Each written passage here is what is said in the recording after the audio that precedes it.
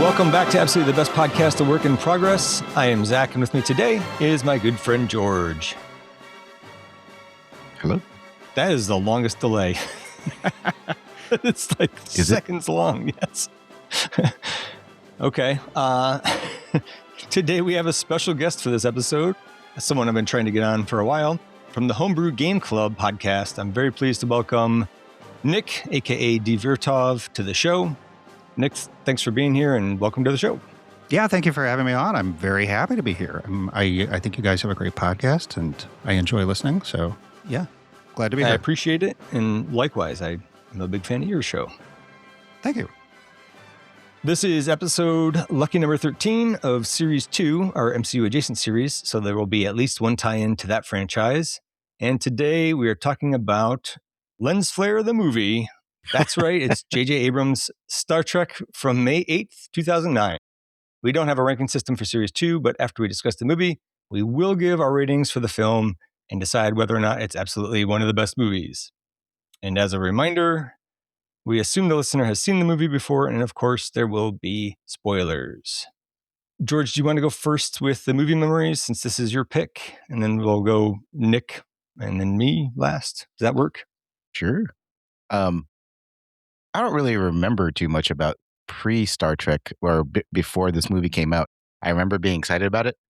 I watched The Next Generation like a ton growing up, so I loved that. Wesley Crusher. And what do you call it? Yeah, I was just excited to see that they were going to reboot, and I want to say the trailers were pretty exciting. It was interesting seeing who the new crew was going to be, but I walked away remembering mostly like, hey, this is a really awesome cast.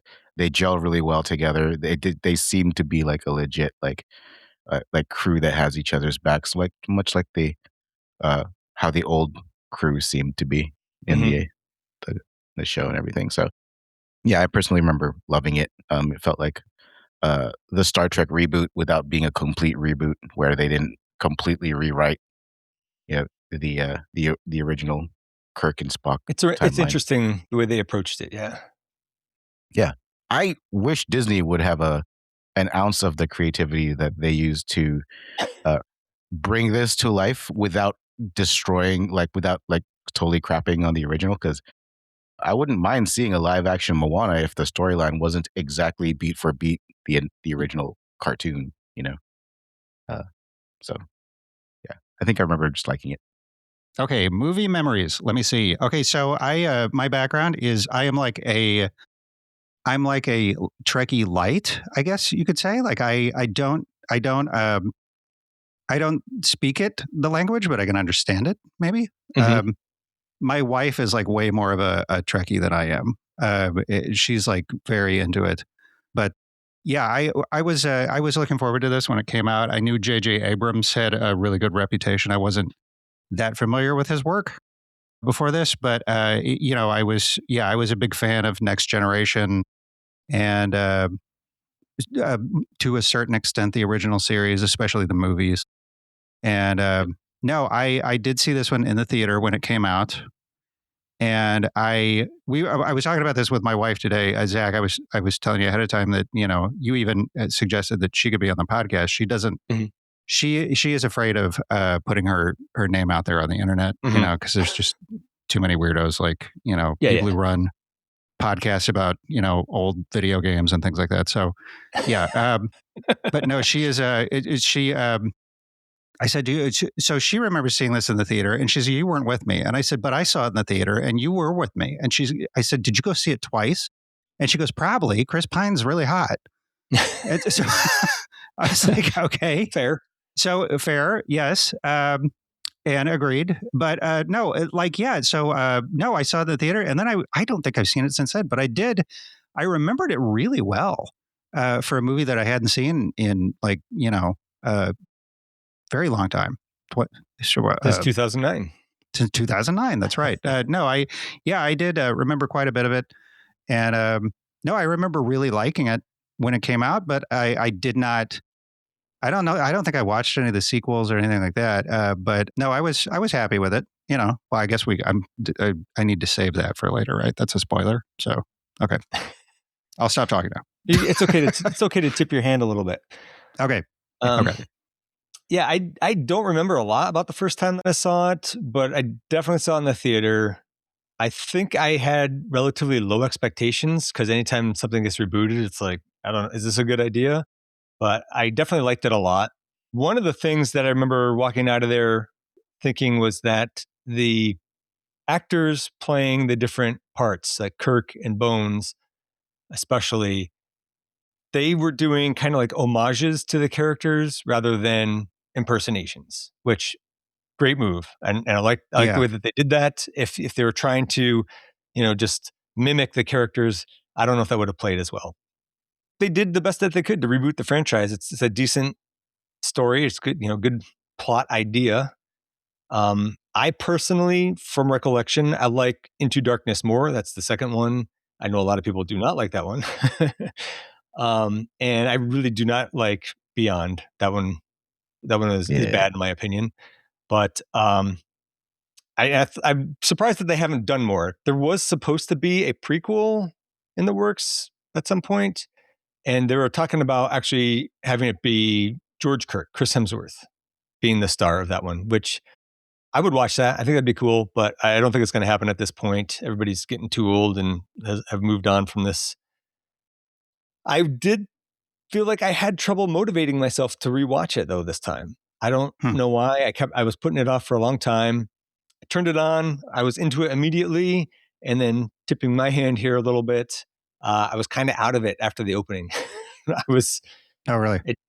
A lot of it does not hold up for me. Not all of it, but a lot of it. So, and I have a three disc Blu-ray of it. So I was able to watch the commentary. I didn't really check out all the features this time. I probably did at some point, but I did watch the commentary that had the director, producer Damon Lindelof, and a bunch of other people, some executive producers and whatnot. But it's the perfect combination of people that are just patting each other on the back about what a great movie this is and stuff. So it wasn't really a worthwhile commentary to watch.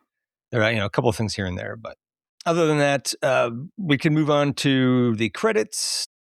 So it was written by Robert Orci and Alex Kurtzman. They were a writing team until 2014.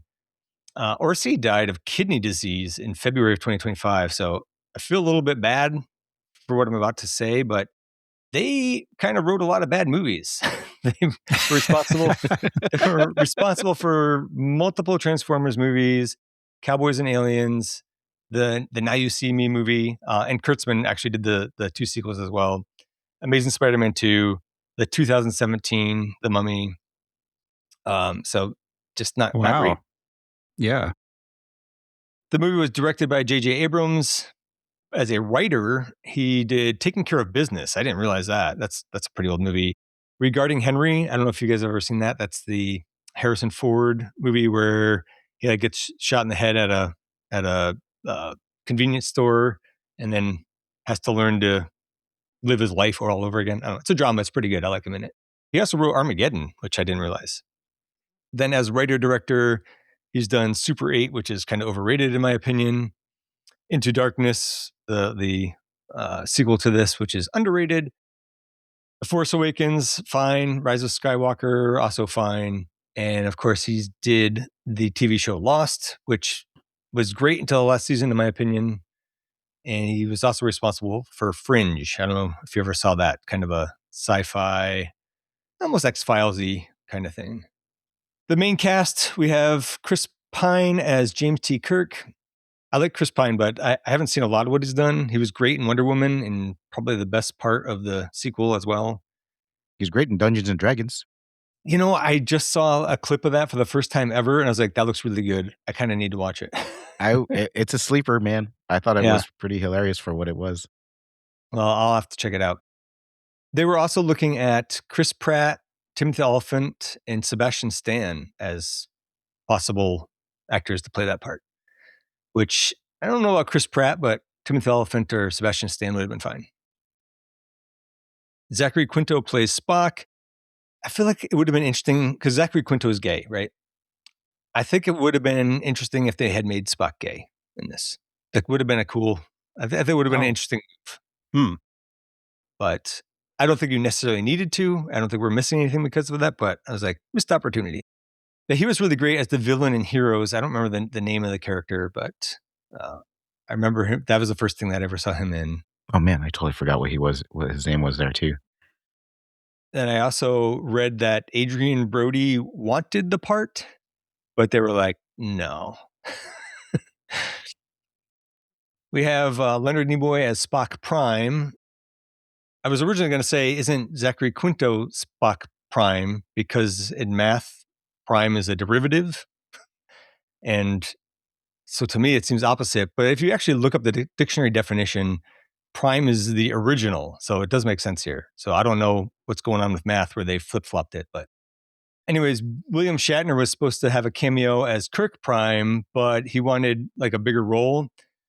And they were just like, no, it's okay. So they just cut him out. Right. Yeah. Carl Urban plays Leonard Bones McCoy. He's great. And he's great as Bones. And we've talked about him plenty in the Dread episode. I don't know if you had anything you wanted to add, Nick. I don't want to. No, these days I mostly know him from The Boys, which I just finished watching like a week ago. So that's all I could think of when I had no idea that he was in this. I totally forgot that he had anything to do with it. So when he came on, I didn't even recognize him at first. Without his when he's shaved. Yeah. Without his like comic book haircut and his facial hair and his corny accent and everything. But I couldn't believe how many A-list kind of actors are in here that many of them, it was kind of like their first kind of breakout role.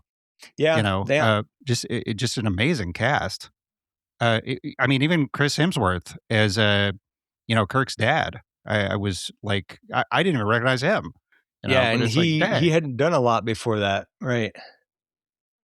And I think that we'll get to him in a second, but I think that part of the reason they picked him was to confuse you at first, because a lot of people didn't really know who Chris Pine was either. So when you first see the movie, when you first see Chris Hemsworth in the movie, you might think that that's supposed to be Kirk, but then it is not. Because they do call him, the captain does call him Kirk, right? When he's like, it's your ship now, Kirk. Does he? Isn't his name? Yeah, I think he does say that. Right, yeah. Well, yeah, but he's talking he says George. Last name. Yeah. I think at some point they say, I think his wife calls him George, which is how we realize it's not maybe James. That's it. Yeah, maybe that's it. Yeah, you're right. Yeah, I think he does say it's your ship now. It's your captain now. You're the captain now, Kirk. Something to that effect. Anyways, we got Carl Urban, Zoe Saldana as Uhura. They kind of retconned her first name in as Nyota. It was never established before. I wasn't missing it, but cool. That's fine. She is also great as Uhura, and we've talked about her plenty in the MCU movies. So if you have anything you wanted to add, Nick, go ahead. No, that was another one that I'd forgotten that she was in this. There's a ton of like MCU all over this movie, and I did not realize that until I watched it again. But my wife just wanted to add that it's really impressive how attractive everybody is. It's just a really hot cast. It is. Yeah. And I mean, like, even like, everybody just looks good. Like, Uhura's got the whole Ariana Grande hair. Yeah. I mean, just like everybody just looks good. Everybody just, it's like sexy, which, Star Trek has always had a hard time with sexy.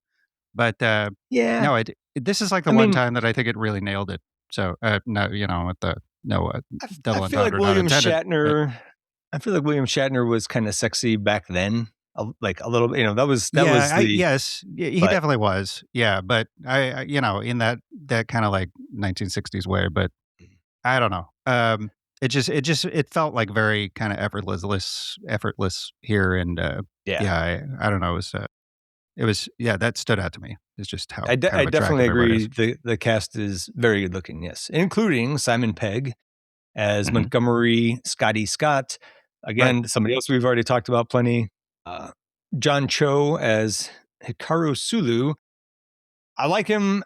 Other movies of John Cho, I always forget that he's the MILF guy, one of the MILF guys in American Pie, Yep. which also people thought that movie made up that term. I don't know. Like, okay, well, you didn't grow up when we did. Yeah, no way. Who says that? Like Gen Z? Yeah, I guess so. No. But I've definitely heard. Yeah, I guess if that's the first place you've heard it, then I guess maybe I could see how you would have assumed that, but I don't know. Of course, the Harold and Kumar films he was in, and I haven't really seen a lot of his other stuff, but I do like him. He is a good actor, another good-looking actor as well. I see him now, and I just think of the Cowboy Bebop Netflix series, which was I thought not as bad as advertised. But he's definitely that character sticks out to me now when I see him. Didn't see that, but people trashed it a lot worse than they should have. I feel like. Yeah, it was. It wasn't that bad. It was. I think anytime you like take an adaptation like that, you're gonna have people are gonna hate it. But no, it was. I didn't think it was that bad. But now when I see him, I just think of that character from Cowboy Bebop. One of the things that stuck out to me was like, well, he's a Korean actor, but he's playing, it's Korean American, right? But he's playing a Japanese role. And I guess J.J. Abrams had some reservations about casting him because of that. But George Takei, who played the original Sulu, told him that Sulu represents all of Asia on the Enterprise, and that it basically was like, it's fine, don't worry about it. So he got the Asian blessing. Nice. And I also would have just believed it if Sulu was supposed to be half Korean or something. Like, you don't even need to address it. It would be totally fine.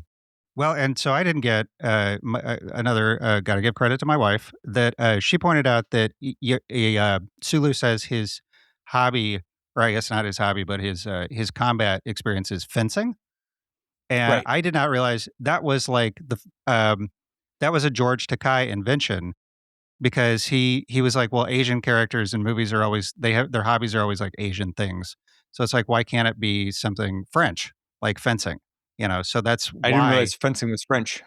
Yeah, well, it was just something that was like, well, it's not stereotypically Asian. So how about he does fencing? There is like an original series episode, at least one, right, where he is sword fighting in a fencing manner. If I recall correctly. I did not. I had no idea. I didn't know that. I've got because I'm not that much of a Trekkie, but I thought it was really cool when he whips out the sword in this one. That's totally a nice scene. So yeah. Oh, that the fencing actually comes in handy. Nice. So yeah. He did a pretty sweet like throat chop and back kick. Yeah. In his big fight. Yeah. I mean, yeah, he holds up pretty well. We have Anton Yelchin as Pavel Chekhov. It still bums me out that this kid died so early, peace, and the way that he died. Like, that's really shitty. I know we've talked about him a bit before. I don't remember why, but someday I do want to cover a couple movies that he's been in: Green Room and Odd Thomas. Odd Thomas I like Odd Thomas. It's good. Eric Bana plays Captain Nero. I have mixed feelings on Eric Bana. Like, I never saw the Hulk movie that he was in, but it looked bad, and he looks bad in it. He was great in Black Hawk Down. He was awesome in that. Yep. That's what I'm saying. Like, I have mixed feelings on him. Like, sometimes he's great, and sometimes maybe it's just the movie that he's in, but he's good in this. I mean, he's a little over the top, but I feel like he's supposed to be. Bruce Greenwood plays Christopher Pike. I got nothing on this guy. He's good. I like him. Basically, the rest of the cast, I'm just like, good. So we can just breeze through that unless somebody wants to jump in on something specifically. Ben Cross as Sarek. That's Spock's father. He looks like he's a Vulcan. It's good casting. Winona Ryder as Amanda Grayson. That's Spock's mother, which we talked about her in Alien Resurrection. Clifton Collins Jr. as Avel, Nero's first officer. It's another guy who Ayel brings the right. I thought it was Ayel. That is a Y, not a V. Sorry, it's not a real word, so the spell check has it like underlined. So it's Ayel. Yeah, you're right. But he's another guy. He brings the right like Romulan energy to the screen.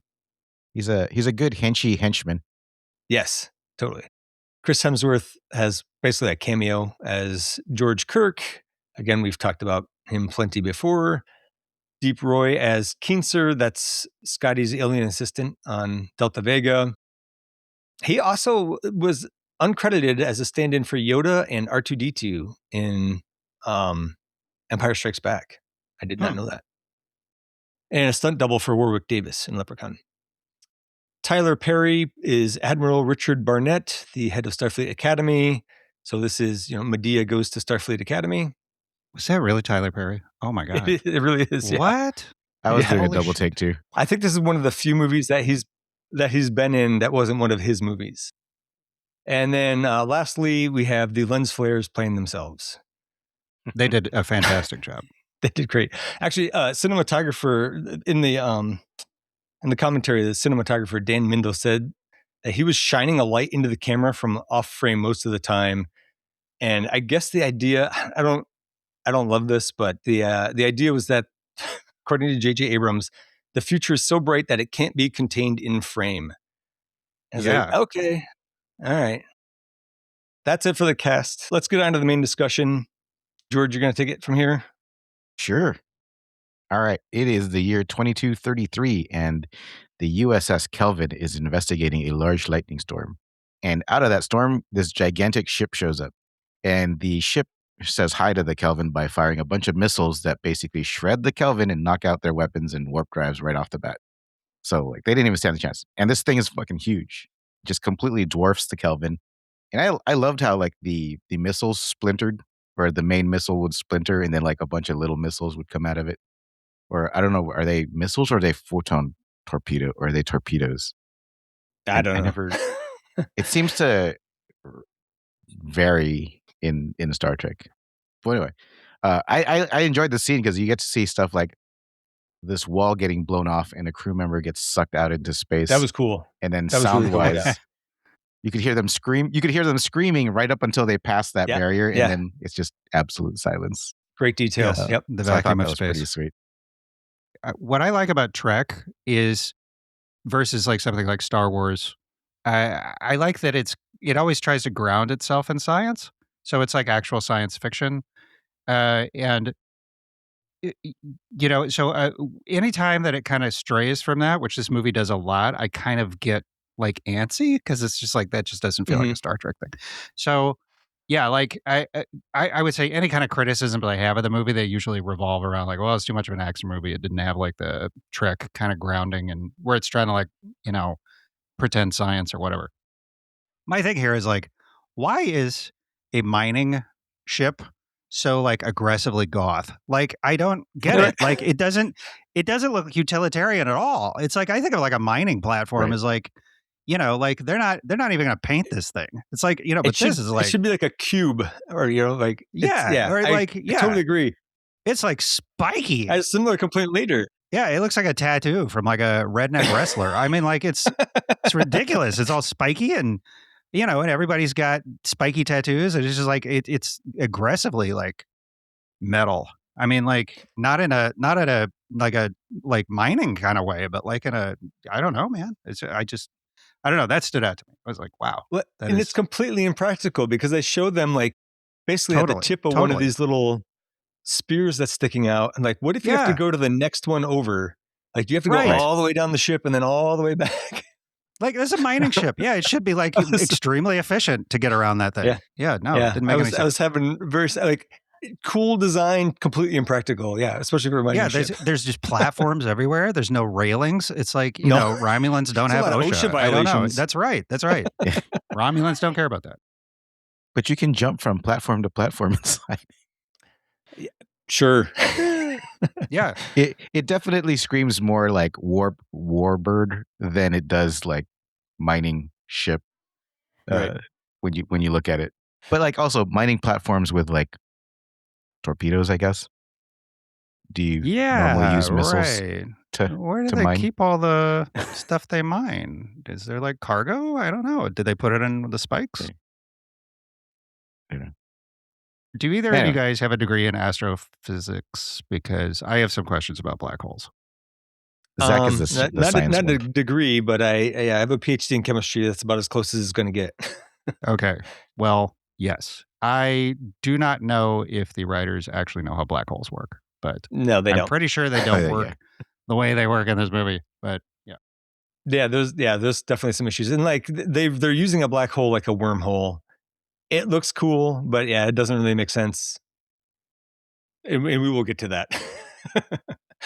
Yeah, and I guess you can open and close black holes with this red matter thing. It makes black holes, I guess. I don't remember it closing one at all, but I guess eventually it does close on its own. I don't know. The red matter, I've, of all the like weird plot hole things that's just like a totally unexplained, like I don't know. That's one that really stands out to me of any movie that I can think of. Because it's just like this incredible technology. And like at the end of it, because they show like a drop of this stuff can create a black hole large enough to suck in a whole planet. And like at the Right? end of the movie, they've got like, 100 gallons of this stuff. And Yep. it's like, this should be like a super massive black hole.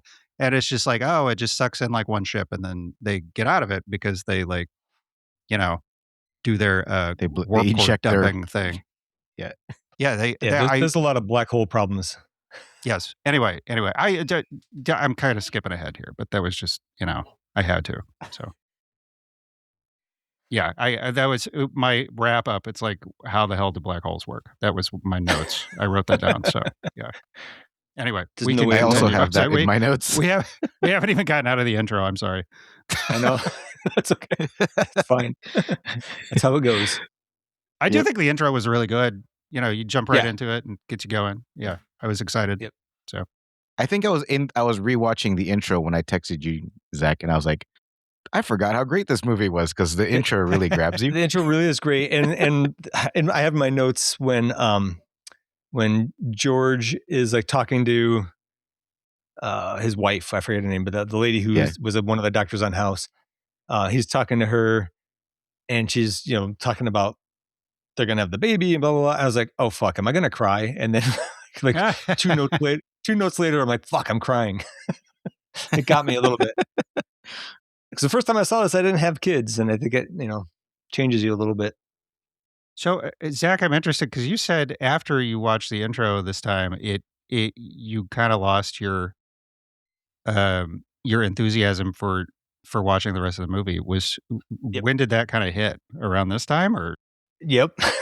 like as soon as they get to little James T. Kirk, Breaking Bad. For instance, everybody knows J.J. Abrams likes the Beastie Boys, and they have that. Like he's listening to Beastie Sabotage. Boys driving over this cliff just about, and like it's a great song. And I guess that was his thing in the commentary. He's like, "Oh, it's a kick-ass song. That's why it's in there." It's like, okay. But like you get one fuck in a PG-13 movie, and it's in this song. Yes, that's right. That's when they decided to use I noticed that. Right? Yeah, they could have bleeped that one out. No. Yeah, I could have done without that whole scene. We didn't need it, in my opinion. Yeah, a bit of a spoiler. I feel like there's a lot of scenes that they could have done without. The next one too, for me. That one too. Yeah, and this is it again. Are we? Sorry, we're talking about the car. Yeah, it's also it's a 300-year-old song at this point, and it comes on the radio. Right? And he's driving a 300-year-old car, and it's playing a 300-year-old song on what I guess is, a modern, version of an iPod or whatever the hell it was. But yeah, I don't know. Doesn't make a lot of sense. Yeah, apparently, Nokia is pretty big in the future. Yes, yeah, and then he drives it into the Grand Canyon of Iowa, right? Right. But they actually addressed that in the commentary. They were like, "Oh, it's a quarry." I'm like, okay, sure. All right.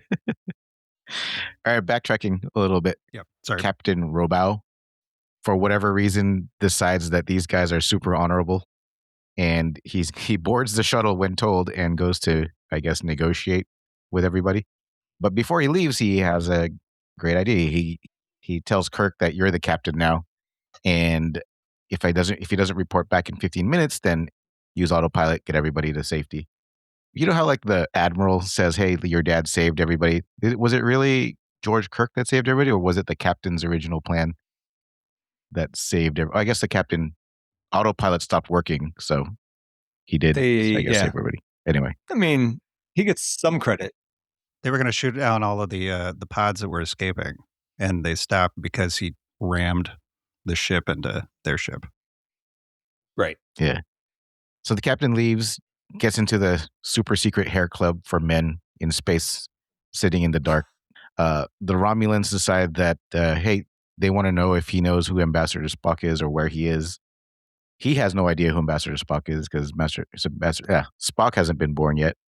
They want to know what date it is, and he's wondering what's wrong with them and where they came from. And they don't get the answers they want, so they kill him. And as soon as they kill him, everybody on Kelvin realizes that they have to get going, and George Kirk saves the day. Autopilot fails, so he pilots the thing into it, and while he's piloting into the Narada, his wife gives birth to James Tiberius Kirk. And I wept. And you wept. Yeah, I was kind of amazed at how little damage the Kelvin did to the Narada. When the Enterprise ejected their warp cores and it exploded, that seemed to do a lot more to escape the black hole than what little the Kelvin did. Yeah. Well, I got a problem with that too. Yeah, it propelled them out of the gravity well of a black hole. That's a hell of a lot of force. Well, yeah. Yes. That's hella strong. With an explosion that they ride like they're surfing a wave. And right. Yeah, because that's how it works. And then what are you going to do? You have no fuel for your engines. So that's they what just that's the other thing I wrote down is how the hell did they get home? Like, where was this black hole they created? Like around Saturn or something? How'd they get home? Anyway. A lot of problems. All right. Anyways. Did you say these guys, the writers, did they write, you said they wrote Armageddon and the Transformers movies? Okay. Yes. This is all starting to make a lot of sense now. It's starting to make sense, right? Yes. Okay. Yes. And then Zach's favorite song or his favorite moment in the movie is when James T. Kirk apparently grows up to be a little shit that steals a Corvette from his mom's boyfriend and is blasting the Beastie Boys down the road. Along the way, a police officer is chasing him, and he must really hate his mom's boyfriend because he crashes the car or drives the car off a cliff and declares his name, James Tiberius Kirk, when the officer asks. Totally unnecessary scene. Yeah, that's scene number one they could have definitely done away with. I am going to push back and say I liked it. I do think it was kind of a superfluous scene, but I would say what it adds is that it kind of like sets the tone like, okay, this is not your dad's Star Trek. You know, this is different. This is the J.J. Abrams Star Trek, you know? So I kind of liked it. My kids were in the room when this scene came on and they thought it was really cool.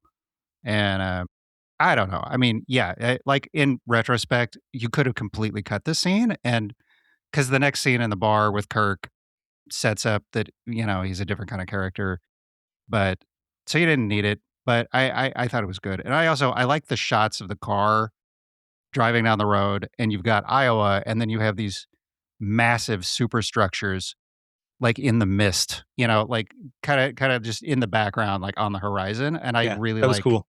I like the visual of that. You know, that really stuck with me. But yeah, you could have cut it, but I kind of liked it. So I found it to be unnecessary. It did the scenery, we'll say, I agree, looked very cool, but I don't know. It did seem, for the same reasons that you said you kind of liked it, it was like, this isn't your dad's Star Trek. But I feel like now that I'm looking at my notes, I feel like they did it to balance out the next scene, because the next scene is young Spock getting beat up, and then it fast forwards a little bit to older Spock graduating. Yeah. And I can see that. I feel like they've spent most of their time on this scene, and then they were like, oh shit, we have to balance it out, because they spent a lot of time on this kid Spock scene growing into adult Spock, and then the Jim Kirk in the bar fight, and then they were like, oh, we should probably throw in a Jim Kirk as a kid scene. See, I don't think we needed the Vulcan Nerd School thing either, or the bar fight scene. Like we could have skipped way ahead in this movie. But I do like it. I like the flavor that it added, like the Vulcan Yeah. logic pits or whatever they are. Mhm. It was cool. It's like and I would say that in 2009 I thought it was cool. But I don't know. It's because I've always kind of been curious about Vulcan and learning more about like their actual like society, and so that was the first time I could remember like actually going onto the planet Vulcan and seeing that kind of thing. So I guess the other thing that just doesn't make sense to me is like, Vulcans aren't supposed to have any feelings. Is it that they're not supposed to feel feelings or that they don't have feelings? Because I feel like okay, bullying they have and all this feelings. stuff. so my wife, that was a question I asked her. So it is a thing they like train out of themselves because I was Okay. like, I don't understand. Like Romulans are the same species and they're like emotional as hell. I mean, like they made a goth mining platform. So it's like, that's like, like the most edgy spacecraft ever. It's like, so like they clearly like leaned into their emotions. And she said, no, it's like, it's a thing that like they train themselves out of. So this like the whole Vulcan, the logic pits are like where you learn how to do that, I guess. So yeah. Okay. All right. So that seems really unhealthy, but it makes sense. Yeah, right. I agree. And back to the logic bits, it doesn't seem like they're doing a great job because for a bunch of kids that are supposed to be emotionless, those bullies really do smug very well. Yeah.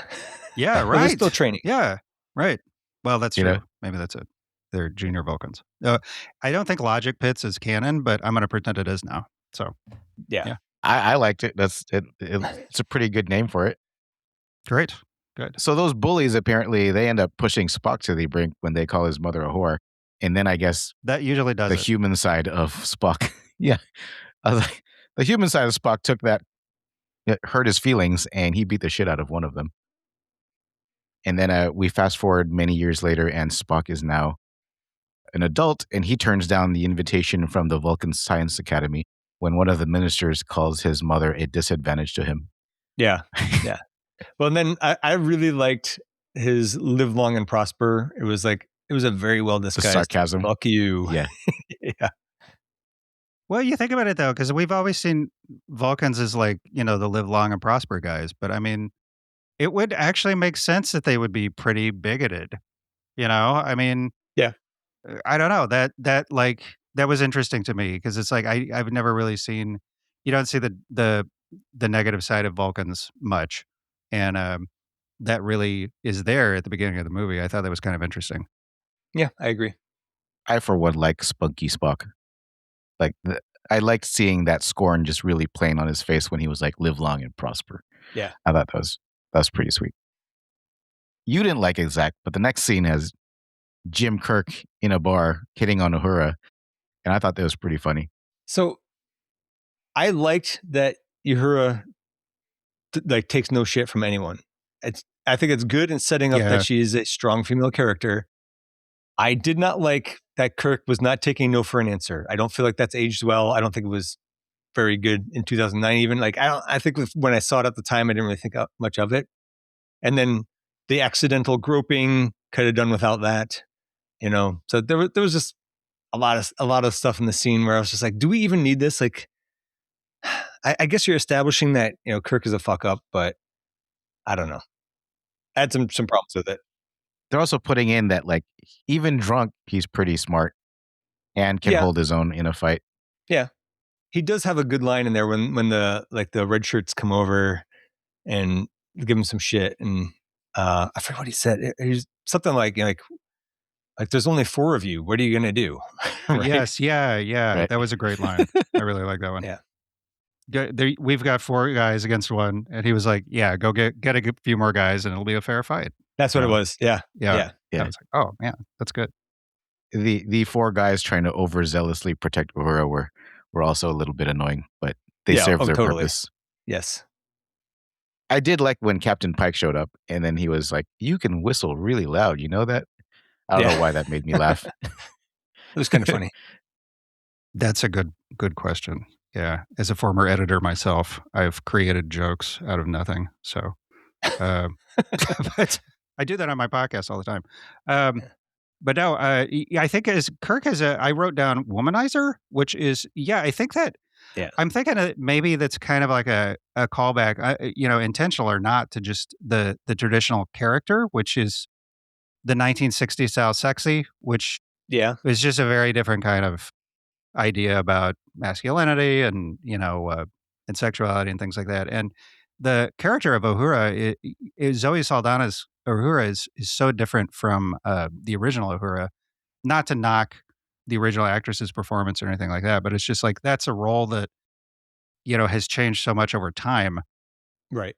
It was kind of a groundbreaking role back in the 1960s, and then now it's like she's a badass, and we never really think about it. But yeah, I think that's kind of an interesting callback. I get it. That does make sense. I still think they could have skipped this. But I do like that they kind of they don't lean into that too much in the rest of the movie. Right. It's not really like that too much the rest of the movie. Yeah. The best part of this whole bar fight scene to me is when Captain Pike comes in, rescues him, and then they have this really good conversation. And I really liked this conversation where It's a good Captain one, yeah. Pike realizes, he saved the son of Captain George Kirk, and he'd done his dissertation on him. And he tells he tells Kirk how much he admired his father and how his father didn't believe in no-win scenarios. And I did like how Kirk was like, well, he sure learned his lessons. I kind of laughed when he said that. It was a bit of a stretch when he tells Kirk, your father's ability and quality to jump in without looking, or like that was his nature, and he feels like Starfleet should do more of that. I didn't quite understand, like, well, you should still plan and you should still know if you're in charge of people's lives, you still got to do it responsibly.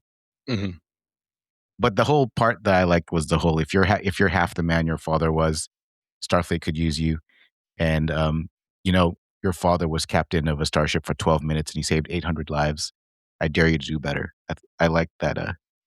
That whole it was a good pin on it it was scene. great. Yeah. And then he takes his bike, rides it off to a place where I guess a starship is being built. And it doesn't really make sense to me. That's not. It makes no sense. Why would you build it on the planet that's so dumb? How the hell did they get it up into space? Like, thank you. That was Yes. that was exactly my note. Like, you how can't did they get it fly off the a planet? spaceship like that. It doesn't make it. Oh my god! No. I know they wanted him to see the starship being built, but like maybe he could have stopped and looked through a telescope and seen that, like, that would have been acceptable. The same problem. God. Yeah, I don't know. When I was looking at that scene, I was like, that form factor is not a spaceship meant to be on planet side. No, not at all. And I like that about Star Trek because it always has it's had ships that it's not like look at like X-wings or something. Like I guess those do fly in the atmosphere, which doesn't make any sense. But yeah, it's like they don't. Their ships look like ships. They look like spaceships. They don't look like stuff that would go through the atmosphere. But here you've got one that's being built on the ground, which is dumb. But anyway, it makes no sense. Right. Kirk pulls up to the shuttle bay or shuttle launching area on his motorcycle, and he very sarcastically says, "Hey, 4 years, I'll do it in 3." And then lo and behold, Judge Dredd grabs a seat right next to him. Also known as Billy Butcher. Yes. And Scourge. It's Scourge. I don't Scourge. know if I enjoyed his McCoy as much this time around. It did really kind of start to border on an impersonation rather than an homage. Like when he said, "I feel it in my bones." Yeah, No, I thought I could see that. I thought he said, all I have is my bones when he was talking about after getting divorced. That's fine. I don't mind that that's why they call them bones, but it was treading into bad imitation territory for me in a few places. I could see that. Yeah, I think of all the cast, he might have been the one who didn't maybe recreate the original character in the same way. I agree with that. I was impressed it was Carl Urban at all. He does have that slight Southern accent, which is, the character went to Ole Miss, University of Mississippi, which I kind of appreciated. Interesting. Okay. Yeah. Bonus points there. Yeah. But no, it did seem like almost like a little bit of a caricature, more so than some of the others. And I guess you could say the same thing about Scotty, but like Scotty's just like this ultra Scottish dude. It's gonna. But he's actually Scottish. Right. Yeah. Exactly. Yeah. Yeah. I mean, what about like the Chekhov guy? I mean, Anton Yelchin's. Well, I mean, he's actually Russian too, isn't he? He is actually Russian, and I know Yeah. that there's the whole thing about like they don't actually say a W sound for a V, but then they did it to be consistent with the character. All right. For whatever reason, in my head, the 3 years later meme or that SpongeBob thing was 3 years later. Popped up in my head. And then the Narada pops up again, and this time seems to have gotten their calculations right. I don't know where they were or what they were doing, but what have they been doing for 25 years? Just like edging for Spock to show up. like revenge is a dish best served cold, right? That's Khan's line. How did they know he was going to come through at all? Like they just sat there for 25 years. Yes, exactly. At some point, did they have doubts that this was going to happen? Like, were they just staking it out for the whole 25 years? Like, yeah. Also, why didn't they go to like? How did nobody find them? Why didn't they go to Romulus? You know, are they Romulans? Like, it's still around. They're around. Romulus. Hey, guess what? This star is going to blow up in 200 years. Get the hell out of here. You know, or whatever. Why didn't they do that? Yeah, this is a big plot hole for me. Yeah. Anyway, OG Spock, well, I guess Spock Prime shows up in this jellyfish thinging ship, which I guess is turns out it's the fastest ship that the Federation has, but it gets caught because I guess it's not faster than a mining ship. Maybe that's what that weird spinny thing is. Assume? That's because it's going really fast. So yeah. But elsewhere, Kirk happens to be hooking up with a green gal Gyla, who turns out to be Uhura's roomie, and he overhears her while he's being a perv. He overhears her talking about a distress call she intercepted about a Klingon armada of 47 ships getting just wrecked. And he keeps that in mind. And I guess the next day, the Kobayashi Maru scene cracks me up because he's just completely unbothered and everybody else seems to be kind of concerned. But the quotes in this scene just crack me up where they're like saying, 2 Klingon vessels have entered the neutral zone and are locking weapons on us. He's like, that's okay. He's just like chilling, eating an apple or something, right? Yeah, he's eating an apple. Yeah. And then Bones asks him, that's okay. And he goes, yeah, don't worry about it. And he's just sitting there relaxing. And then that glitch happens where everything reboots. And I don't get why everybody's just like, oh, what happened?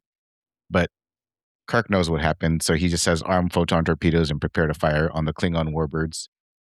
And then McCoy says, but Jim, their shields are still up. And he just goes, are they? And they just happen to the way he says, are they, just cracks me up. Yeah.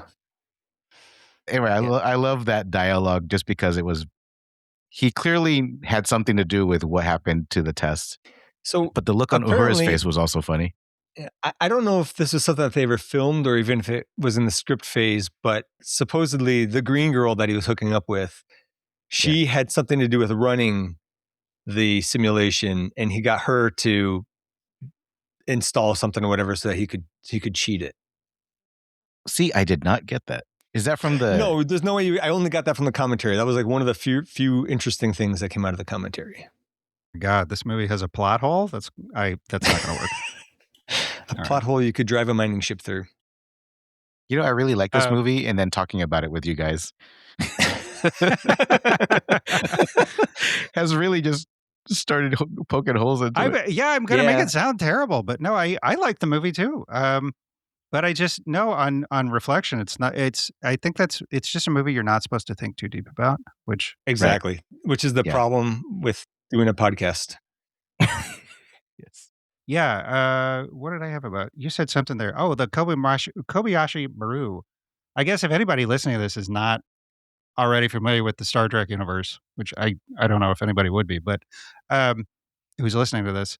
But yeah, this is like one of the most famous tropes to come out of Star Trek is you have this like unwinnable scenario that's supposed to teach you about, what it's like to be in an unwinnable scenario. And they talk about this in the movie, but, to have this just completely turned on its head by Kirk is supposed to be like a really significant moment And I remember back in 2009, I thought this scene was really cool.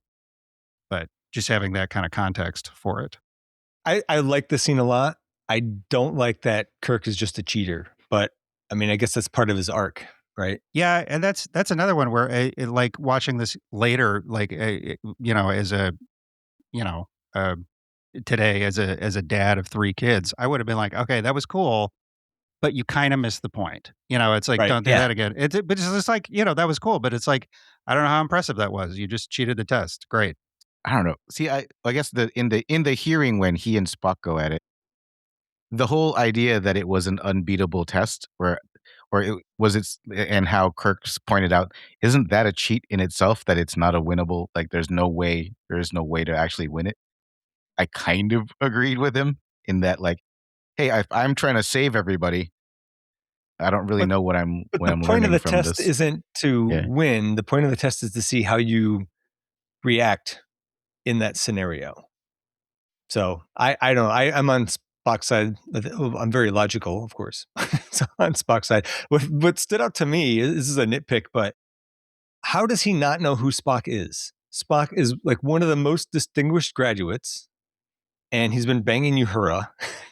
And right. Jim has as an obsession with Uhura a little bit. How it just seems weird to me that he's never heard of Spock before. You know what? I take that back. He could just be being a dick and be like, "Who's Spock?" Yeah, that would be No, very because he consistent he with the genuinely character. didn't know who he was. Because at the end he was like, "Who was that pointy eared bastard?" Oh yeah, all right. That's And that's what it was. Okay, okay. yeah, and McCoy didn't know either. And even though McCoy was like, Right. "I don't know, but I like him." Okay, that explains my So note because I have they don't know who Spock is, and I'm like, who's they? I got to take better notes. Kirk and McCoy. Yep. Uh, but yeah, I have when the hearing was getting good, a distress call from Vulcan comes in, and with the main fleet off in the Laurentian system, Starfleet, I guess, says, "All of you untrained cadets, get into actual ships and head on over there." So I don't know how smart that was. Yeah, I thought that was kind of strange. Weird, but Right. I guess they need cannon fodder. I mean, and then they got it. They did. McCoy gets assigned to the Enterprise, but Kirk finds out he's on academic suspension and grounded. So McCoy feels sorry for him, injects him with a flu, and it was not. It was kind of funny the first time around, but I didn't really find it so funny the second. The whole Doesn't hold up flu. to repeated viewings. Yeah. That's I think part of my problem with this is the way that they're reassembling the crew is in itself kind of a cheat, but everybody's cheating to get where they need to be to put everybody in place. You know what I mean? Like Kirk is cheated on the Kobayashi Maru test. Bones is sneaking him aboard by giving him like making it look like he has some disease and whatnot. There's more later. I'm sure I have it in my notes, but I don't know. I just stuck in my craw a little bit. Uhura was Was also that not supposed to be on Enterprise. Remember? okay? Was she not supposed to be? That was the other thing. Is like Spock is kind of shitty because he doesn't want her on. Like, I thought he was keeping her from being on the Enterprise because he doesn't want the woman that he's probably not supposed to be romantically involved with heading off into Right. danger. But she's a strong character. Fortunately, sticks up for herself, and then he relents. So Right. Well, I mean, she was going to be on the Farragut, and if she was, she'd be dead. So he was going to put her on the Farragut. he was going to put her on the Farragut. Yeah, yeah. And so she made him change yeah. his mind. Yeah. But en route to the Enterprise, the boys see a bunch of ships docked, and I gotta admit, the Enterprise, upon first seeing it, looks pretty sweet when you finally see the Yeah. entire actual Enterprise ship. Where Look they really should great. have been building that other ship. Right. Yes, exactly. Right. On the Enterprise, Captain Pike has Chekhov, and we finally meet Chekhov, give a mission broadcast to the entire ship, and the Victor 2, I guess, authorization thingy was, that still is pretty funny. But yeah, Mr. Sulu has a parking brake mishap piloting the Enterprise out of dock, but hey, he saved everybody's life. I like that joke a lot. Yeah. Yeah. But I had it turns out that saved everybody, right? Right. It did. Right. If he wouldn't have had the parking brake, they all would have been dead. Right. I kind of didn't like it because I don't know. I just thought it was silly that he would have that issue. But yeah, it is for a reason, and I don't have a better way of solving that. And from the med bay, Kirk is listening, and then he realizes the anomaly for what it was. It's the lightning storm from when his dad passed away, and that whole basically the Romulans. And then they do this super swollen hands thing, and that gets kind of over the top. Hold on. So I'm assuming that the reason he knew about that was his mom must have told him, and or I guess Pike wrote a dissertation on it, about right? it. So, Yeah, so he maybe probably he researched it, right? He Yeah. probably read it. Okay. Right. Yeah. But like, why didn't Captain Pike know that? Oh, that's true too. Yeah, I don't know. It just seems weird to me that he would know about that. But anyways, sorry, what were you saying about the swollen hands, Nick? Oh, I thought it was kind of superfluous. Like it felt like weird. It didn't match the rest of the tone. I don't know. I didn't know why they had that in there. Because they're like comically like he has these giant like clown glove hands. Am I thinking of a different? No, that's the same part. No, right? that's it. That's The it. same one. Yeah. Yeah, it just doesn't make it like I don't know. It's kind of weird. I thought the whole thing was just weird. That was very. I feel like this movie, is wrestling with itself between like being a silly summer action blockbuster movie and a Star Trek movie. Like those two things just do not. They don't. I don't know.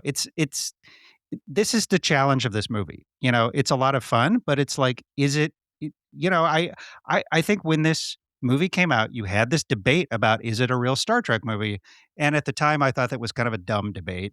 But I see it now. Like after like looking at it all these years later in a more critical way, I see it, and I kind of I'm a lot more sympathetic to that point of view now. Is J.J. Abrams just trying to figure out his humor for the MCU when he eventually gets there? Oh God, I hope he doesn't. I feel like, well, no, because I feel like what we're seeing is the beginnings of him trying to make like these quirky, funny scenes that like, I guess he gets better at it when he finally gets to the MCU. This J.J. very Abrams? much. Wait. What movie did J.J. Abrams do? Didn't he do the Avengers? Or was that? Oh, that's Joss Whedon. No, that was Joss Whedon. Never mind. Also bad humor. This is a very. It did feel like a prototype MCU movie in many ways, and not just because half the cast is like MCU veterans, but just the whole tone of it and everything. It felt. I guess it felt very 2009. Yeah. So Kirk is running around with swollen hands. He gets to Uhura, and now he has a swollen tongue. He asks her for more clarification about the intercept that she had the other day and if the ship was Romulan. He grabs her, so the three of them run off to the bridge, and it's a little hilarious, him going through all the symptoms, but it's nowhere near as funny as it used to be when I first saw it. Kirk gets on to the bridge. Captain Pike is understandably annoyed and upset at like what he was doing there. But Kirk explains everything, even though I feel like Captain Pike should have been able to piece this stuff together too, because he also wrote the dissertation that he had read, right? So Kirk explains that they're just walking into a trap, and Uhura replaces another lieutenant who, for whatever reason, can't discern between Romulan and Vulcan, but it sounds like his whole position was meant to be for somebody that can do stuff like that. Because wasn't he like a communications officer or something? Something like that, yeah. Don't they all have universal translators? Because then the guy pops up on screen and it's like Romulan from like, 200 years from now, and they understand each other just fine. Right. Yeah. Anyway, the Enterprise can't reach any of the other ships that arrived at Vulcan, and they realize it is a trap. And just as they were able to get their shields up and they pull out of warp to a debris field of warships, which looks kind of cool, but I don't know how why would all the other ships not have put shields up? Like they're responding because it was a distress call. Yeah, but like, wouldn't you just be like, what's the distress? Like, was there no information given? Like, just like SOS? I don't know. It seems like the other ships probably would have, like, why not put your shields up? I don't know. I don't know how they work. I really liked this scene, and now I don't anymore. God, this is really. I agree with George. Welcome to our world. This was a lot more fun before we started talking about this movie. This is what I like this movie. This is what I do. I liked this movie like 2 hours ago. I really did. I just, okay. for what it's worth, I really loved Brand New Day, the new Spider-Man movie, and I'm really bracing myself for when we do that movie. I'm gonna go see it next Sunday. Okay, no spoilers.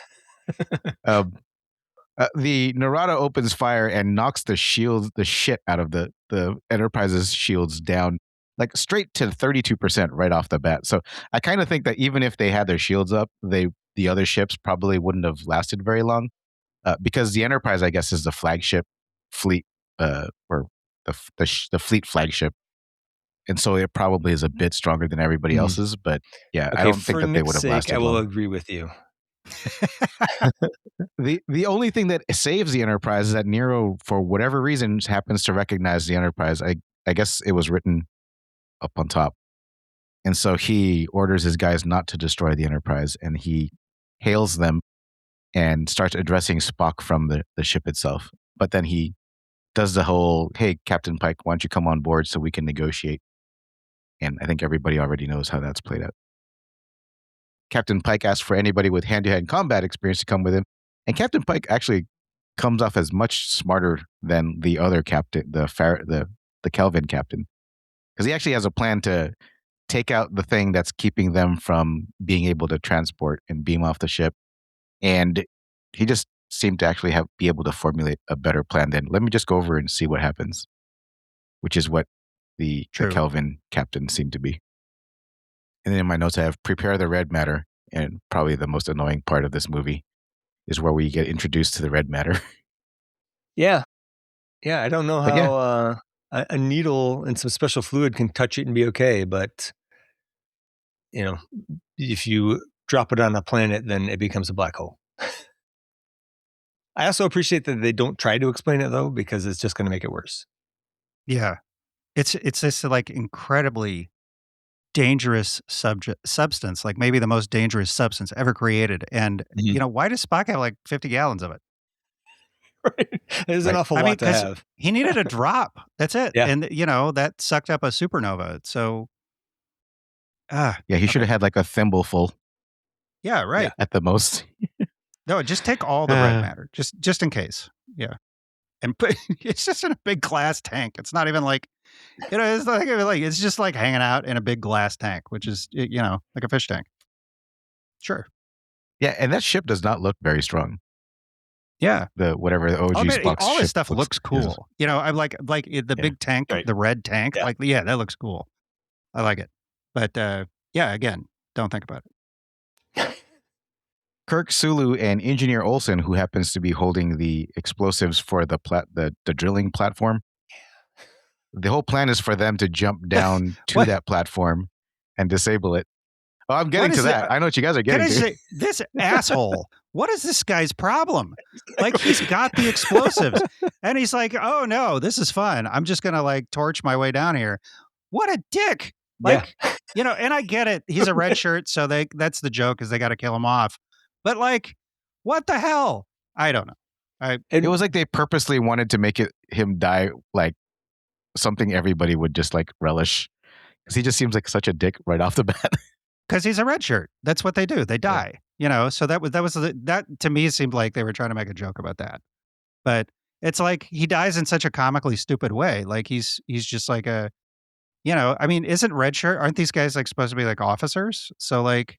Yeah, that's like a high-ranking kind of guy. So what is he doing? Doing this like energy drink commercial thing where he's just like, oh, I'm going to wait until I get like 1,000 meters out or whatever and then pull my chute. That's just stupid. Yeah, and nobody else brought that. Like, we're going to give all the explosives to the one guy. Yes, the one guy. Sulu was holding the sword. So that's true. He did have a sword. That's right. Okay. Yeah. Fair.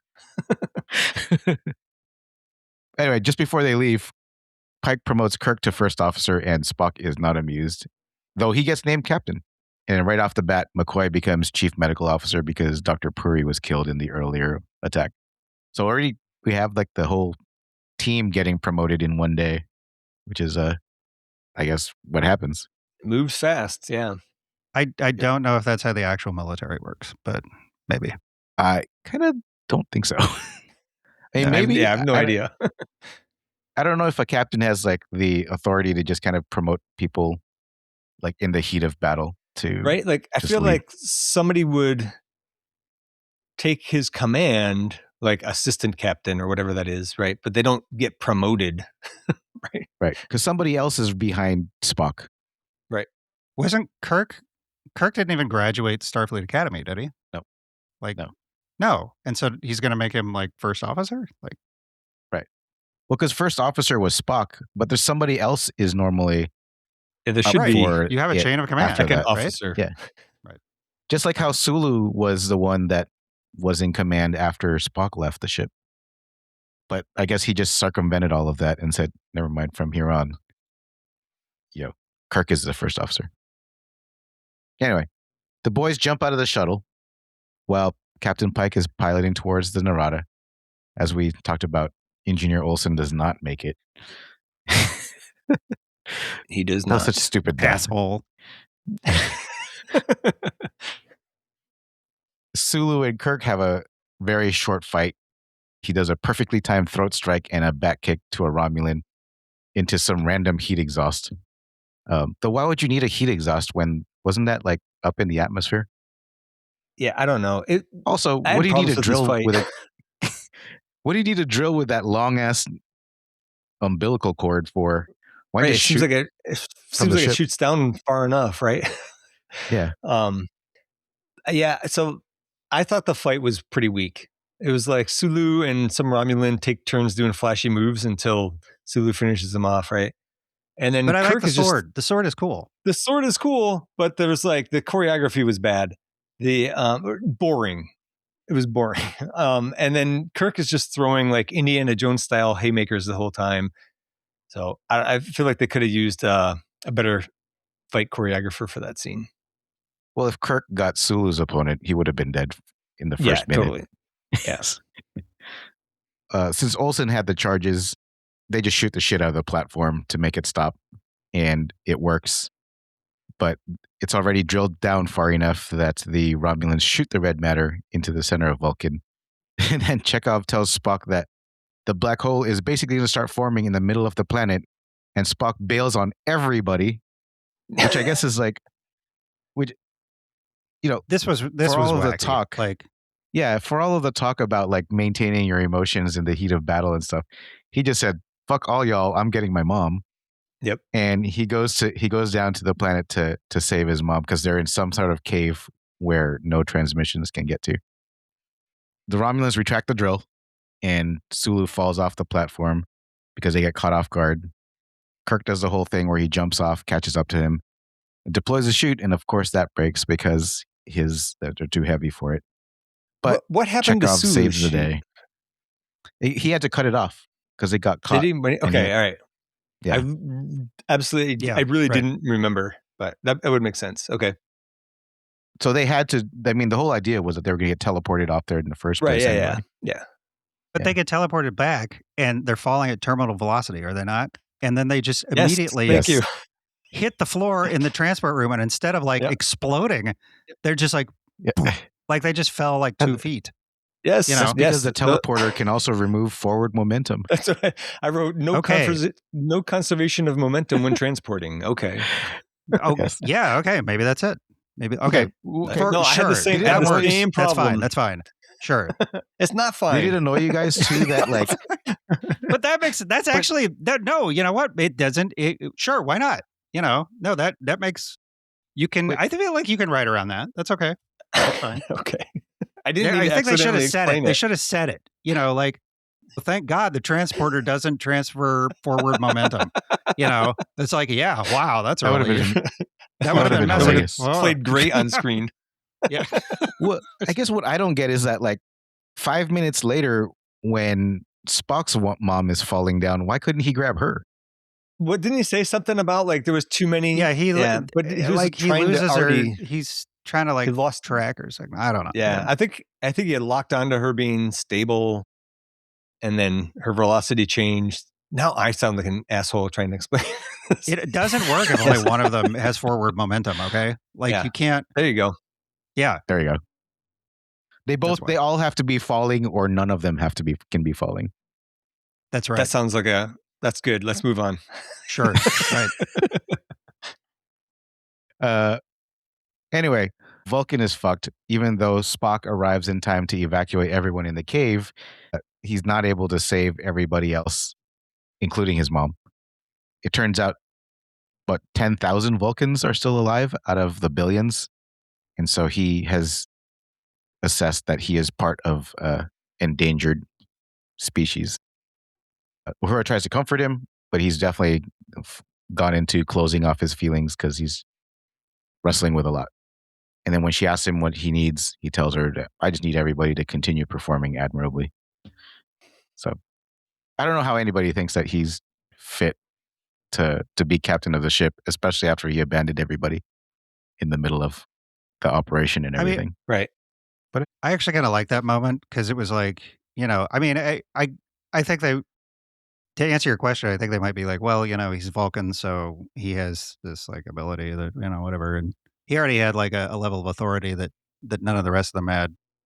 I liked that moment because it was like, he's, I could see like them plausibly saying like, okay, well, he's Vulcan, so he has an ability to compartmentalize this stuff in a way that the rest of us don't.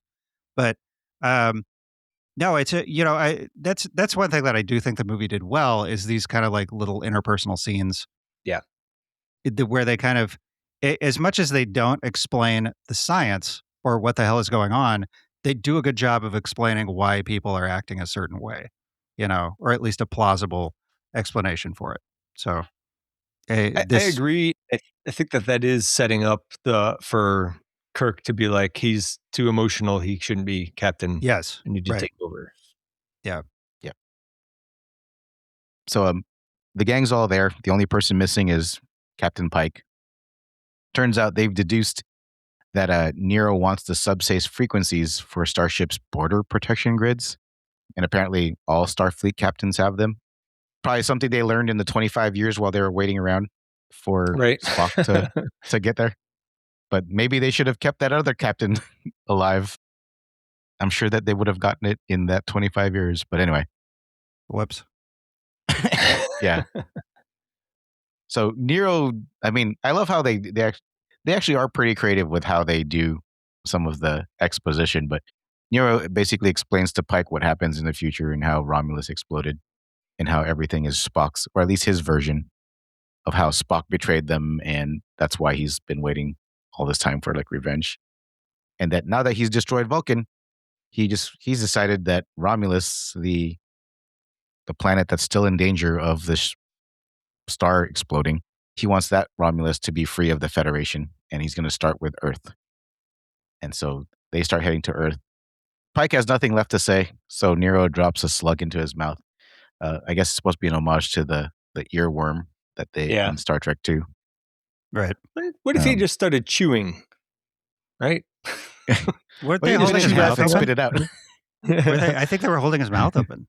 Oh, maybe. Okay. Yeah. Like, that would make sense. On the bridge of the Enterprise, Spock's explaining how their new reality is branching out from the original timeline that Nero is from. And I had a flashback of that scene in the Avengers where they're talking about how like it doesn't work this way. Right. Yeah. Like all of the different ways and the whole like, are you quoting from Back to the Future? Right. So is this an alternate timeline or is it a multiverse thing? So because I could never really figure that out. Which one of those I like they were the going for? Alternate timeline. Like it's one branch. I hate the multiverse. It's too much. Like all possibilities, blah blah blah. Right. They take it too far. So my own personal headcanon is this is just one branch, alternate timeline. So it's like a Back to the Future alternate. Yeah. Okay. Yes. Yep. Yeah, that's how I took it. And then they're all at odds because Kirk wants to catch up to the Narada and rescue Captain Pike, and Spock wants to regroup with the rest of the fleet. Both of them have they're both insistent on half of Captain Pike's orders because one wants to do the other half, the other wants to do the part where you rescue Captain Pike. But since Spock is now captain of the ship, he does the smart, logical thing and he ejects Kirk out of the ship altogether. Yep. Onto a planet below, like what seems to be a random planet below. I don't know how that's logical though. Like, why didn't you just put him in the brig? Yeah, just lock him up. Why can't you just do that? Why did you get him off the ship? I actually hated this. The whole part where they go to Hoth 2.0. This is my least favorite part of the whole movie. It looks bad too. It's way too Star Warsy to me. It none of it made sense. It was very. I just thought the whole thing was just dumb. The only part I like about it is Leonard Nimoy, but it's like, why is he living in a cave when he knows there's Federation spot? It's not a tiny ass planet. And yeah, it's not he a tiny wanders planet. into the one cave. Yeah. Yeah. How does he know circumstance? How does he know that's where Kirk is going to show up? Yeah. And then I had another gripe about the red crabby looking monster thing that's chasing him. It's got no fur. How does that thing survive? Like, yeah, it's just breaks all through bare solid skin. ice. Yeah, that's right. Yeah. How does that survive on a frozen planet? It's a very, very, very, very, very thick shell. It's not a shell though. You can see its skin. You can see its skin. It's like it's moving like skin. And it's red. Why is it red? Yep. Yeah. I don't know. No. I don't. I hate movie monsters. That I know there's a trope where like, you see a movie monster and it's scary and it roars like before it like eats something. It's like no actual animal does that. Like you just it's like just food. They just eat the food. Yeah. They don't like let me show you how powerful I am. No, it's just they just eat the food. But I don't know what trope that is. I'm sure there's a name for it, but it's like there's a lot of that in this scene. So totally, yeah. But yeah, OG Spock or Spock Prime rescues him and recognizes him almost immediately, and then Spock just tells him, "Hey, we were always friends, and let me just give you the abridged version." And does the Vulcan mind meld and explains how everything happened. But then explains everything out loud. But that's in his head. I guess it's in his head. Yeah, you're hearing his subconscious. Yeah, or whatever. But yeah, apparently 129 years from that moment, that star is going to explode, and he says that star threatens to destroy the galaxy. So, I guess Romulus wasn't the only one that with the whole galaxy. Died? I didn't catch that part, but I'll take your word for galaxy? it. I thought he said the threat to destroy the whole galaxy. It's possible. The part that triggered me was like he said that the unimaginable happened. The unthinkable happened. Right. I was like, isn't that what you were planning to save them from? Exactly. The thing that you were going to stop happened, and that was unthinkable. Right. That's a bad line. That's a bad line. That stuck out to me. Yep. But yeah, he was planning on using the red matter to create a black hole that would absorb the exploding star. But that would not save Romulus, right? Yes, exactly. How is that going to save Romulus? So now they have a black hole instead of a sun. Their sun exploded. They don't have a sun anymore. There's a black hole where their sun used to be. They're fucked. Yeah. Right. See, talking about this makes me sad. There's a lot of problems with this backstory. I know. No, I completely agree with George here. I liked this movie a lot, and now I'm like, man, this movie sucks. It gives me no pleasure to ruin this movie for you guys. But the thing about it that's great, Nick, is whenever we find a movie that like has its bases covered, it's generally a fucking awesome movie. Yeah, that's got to be very satisfying, right? Yeah, whenever we find a movie that we actually both just generally cannot like rip apart, it's actually a really great movie. So apparently Nero thought that the best revenge was to capture Spock and drop him to this planet so that he could watch Vulcan get destroyed. My science question to you, Zach, is if he was able to watch it without a telescope, how fucking close was Vulcan to this other planet? That's a great point. I didn't even catch that. Another Star Wars thing. I'm like, are these planets like right next to each other? Because how does that work? Yeah. Because he saw it. He saw everything happen, like from just while he was just standing there. I guess it was pretty close. If it's as close, it's got to be like as close as like what? the moon. The moon, like right? The moon, yeah. And now it's a black hole. So isn't this planet fucked too? I mean, like, is it going to get sucked into that black hole, or is it like? Yeah. How long do these black holes stick around? I mean, I would feel like as long as, you can't unblack hole a black hole. I don't know. Well, I don't know. It's red matter, so that's true. Yeah, maybe it's like all the rules. Just throw all the rules out the window, I guess. Yeah, and then so while they're talking, I guess now Kirk has absorbed the backstory, Spock says, "Hey, there's a Starfleet outpost not far from here." And in my notes, I have in all caps. So he was just hanging out in that cave, not walking Yeah, towards. for how long? For how Right, long? exactly. And he the knew there outpost. was a Federation base. Like, Yes, why was he right. in the cave? And what is he burning? What is he burning? There's no wood. You know, he comes in, there's a friggin' fire going. What is he burning?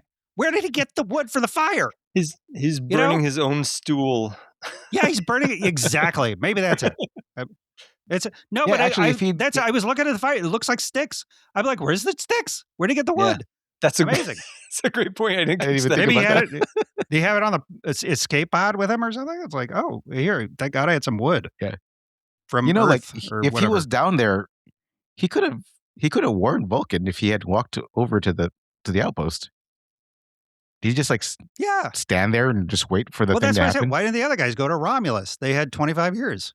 Why is nobody communicating well Yeah. with you know, it's like why don't they have why don't they just get on their space telephones? I don't know. I don't get it. Yeah. Because they're all Nokia. Yes. Well, Nokia is pretty dependable. At least it True. was It's true. in the It's true. past. So Spock and McCoy have an interaction where Spock, or I guess Spock and McCoy McCoy. says, Oh, sorry. I was back on thinking the- Spock no, Prime. sorry, Yeah, got it. young Spock. Yeah, young Spock and McCoy have an interaction where I guess he says, "Hey, you know, I know that Kirk was your friend. You know, thanks for supporting me." And McCoy says that out of all of the cadets, Kirk was the prize stallion in the stable. And I'm like, well, how do you qualify that when clearly he got caught cheating, and like there's a lot of like really other smart cadets in there. So like, why? I just didn't know why he was needlessly backing up that Kirk was the prize stallion. It doesn't seem like he'd kind of earned it just yet. I feel like by the end of this movie, he reasons. does. Yeah, that was like a scene I felt like they should have just cut instead of like having this conversation, because he hasn't proven that he's smart or anything. I had no notes on this scene because I didn't think we would be having this conversation. Oh, yeah, sorry. It's okay. Anyway, Spock Prime and Kirk meet Sean. Mr. Montgomery Scott. I was like, why do I have Sean in all caps? Yeah, Shaun of the Dead. Shaun of the Dead. Nice. Yeah.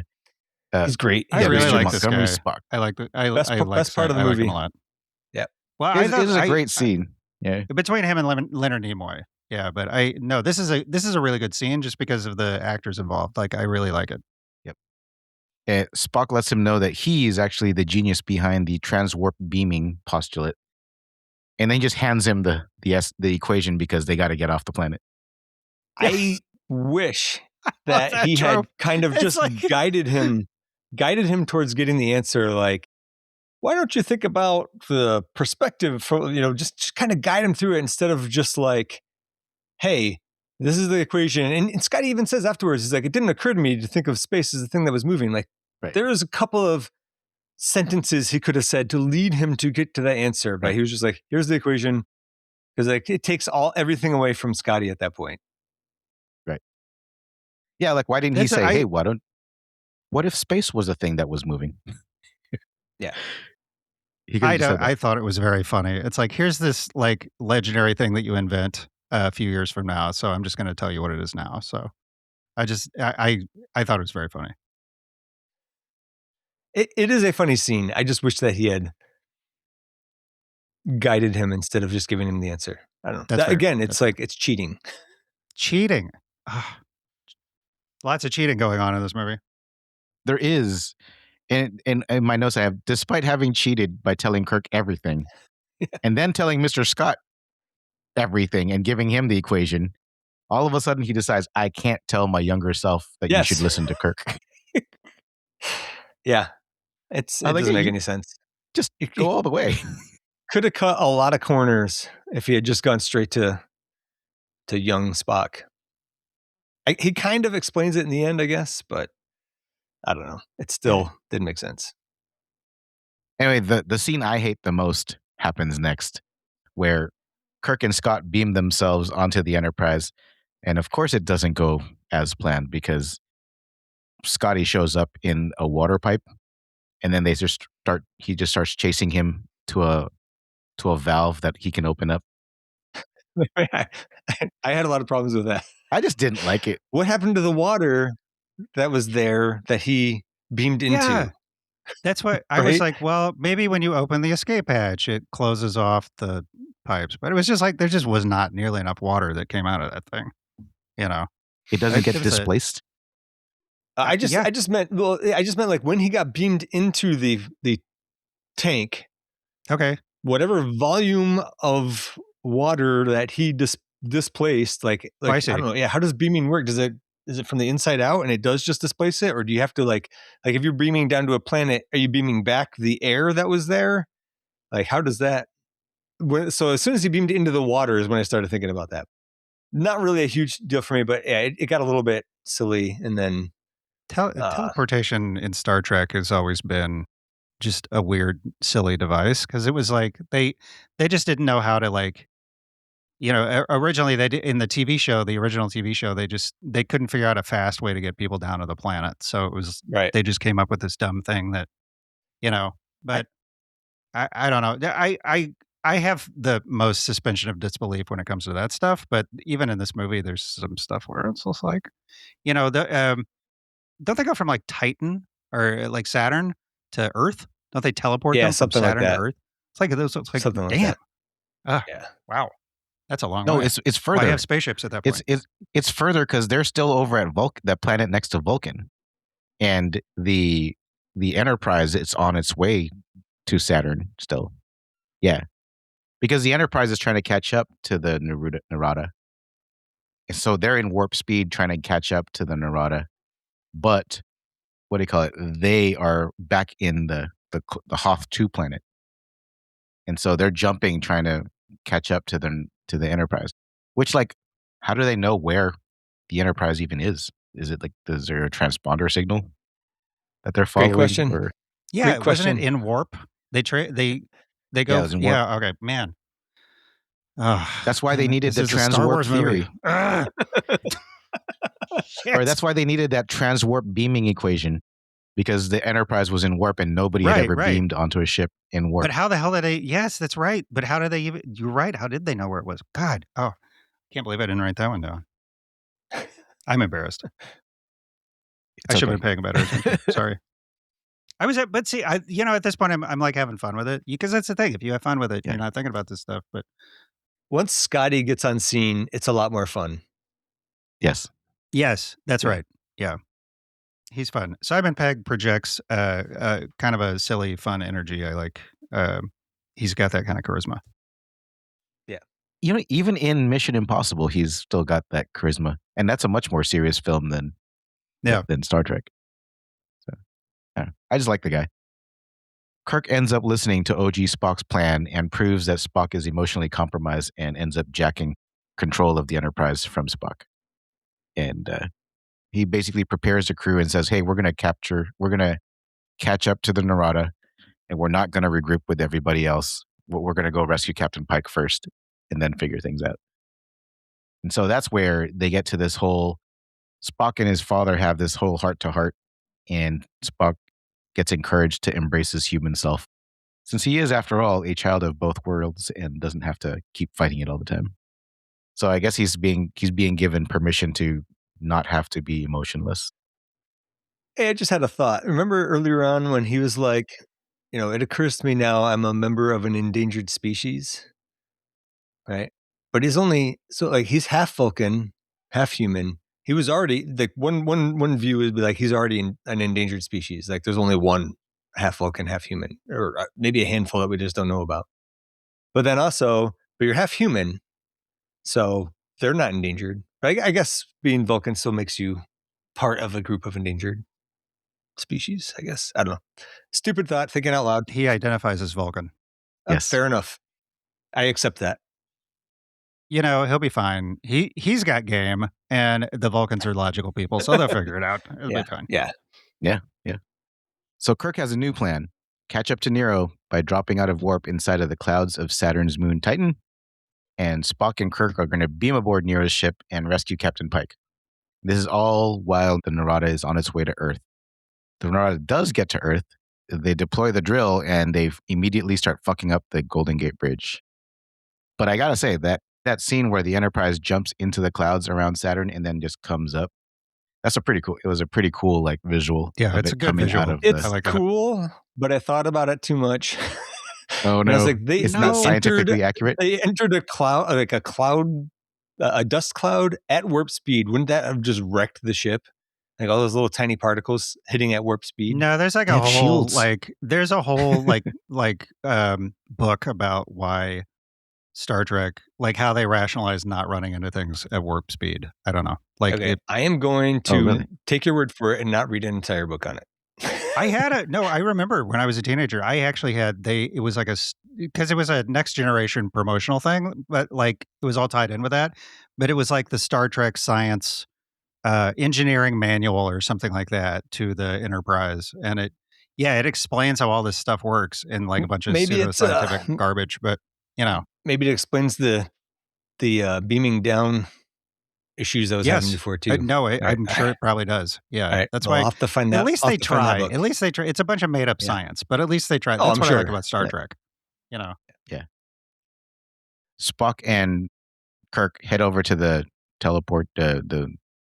teleportation bay or whatever. What is it called? Whatever that bay is called. The teleporter room. Teleporter room. Where, by the way, Chris Doohan, the son of the original Scotty, James Doohan, has a cameo there. Oh, cool. As one of the other. Really? He's like sitting behind Simon Pegg. Oh, nice. Yeah, Simon Pegg is wearing like, I guess, a future version of Google Glass or something. I don't know why he needed that. Spock and Uhura have a pretty sweet moment. Then Mr. Scott says he believes if the architecture of the ship makes any sense, he's going to beam them directly into the cargo bay. Like it doesn't. Can you not tell that the architecture makes no sense? Right. It's the USS Edgelord, whatever mining ship. Yeah. Right. Yeah. I just love that he says that beams them off, and of course they're beamed into a room full of like Romulans, and it's just that is funny. Chaos ensues. Yeah. It was hard not to laugh at that. I did think that the phasers were pretty sweet, though I don't know how they like kind of flip around. Yeah, but they look so shiny and slippery though, so I don't know how you hold on to that. Yeah, everybody's just dropping them all the time. Yeah, I did love the flipping, how Kirk flipped to stun and then locked out a Romulan so that Spock could mind meld him. And I appreciated how he didn't go, I'll switch my phaser to stun. Yeah. You know? Right. Like it's just obvious. You know what it is. Yep. Because of the mind meld, Spock finds the black hole device and Captain Pike in one swoop. And the boys get to OG Spock's ship, and of course the AI recognizes him. I thought that was pretty funny when the ship's like, "Welcome, Captain Spock," or I like "Welcome, that too. Right. Spock." And Kirk was like, "Wow, that's weird." Spock, right? Admiral Spock, yeah. So wow, that's weird. And Spock was telling him, "Something tells me you know more than you're letting on." So Spock gets into the ship and gets ready to take the red matter away from the Narada, which makes sense. And then Kirk heads over to rescue Captain Pike. And I guess this plan has Spock has calculated this plan as having like a 4.3% of like chance of succeeding. But they're going with it anyway. I really like that scene actually, because the way that who's the actor who plays Kirk? Chris Zachary Quinto. Oh, Chris Pine. Chris Pine. Thank you. The way that he's like, Spock, we're gonna make it, right? I don't know. I like that delivery. It was good. That was a good scene. Brought it up a little bit for me. I like that scene. Good scene. I love how like Kirk runs into Ale and Nero while trying to rescue Captain Pike, and I'm just like, well, you just get like the shit end of the deal. Like, Yes. like both bad guys. They both just pretty much end up beating him up. But because Spock escapes, he escapes and he shoots down the drill and basically takes the drill out of commission, and that pisses Nero off. So Nero takes off just as he's actually winning his beatdown of Kirk for whatever reason. And of course, Ale does the typical bad guy monologue thing and doesn't realize that Chris Pine has his gun. That was another good Chris Pine delivery. Like, got your gun. Yeah. Either he has great lines or he just got great timing. Could be both. His lines are Yeah, I some think of the I think best in there's this I think movie. there's several things going on there. But yeah. Yeah.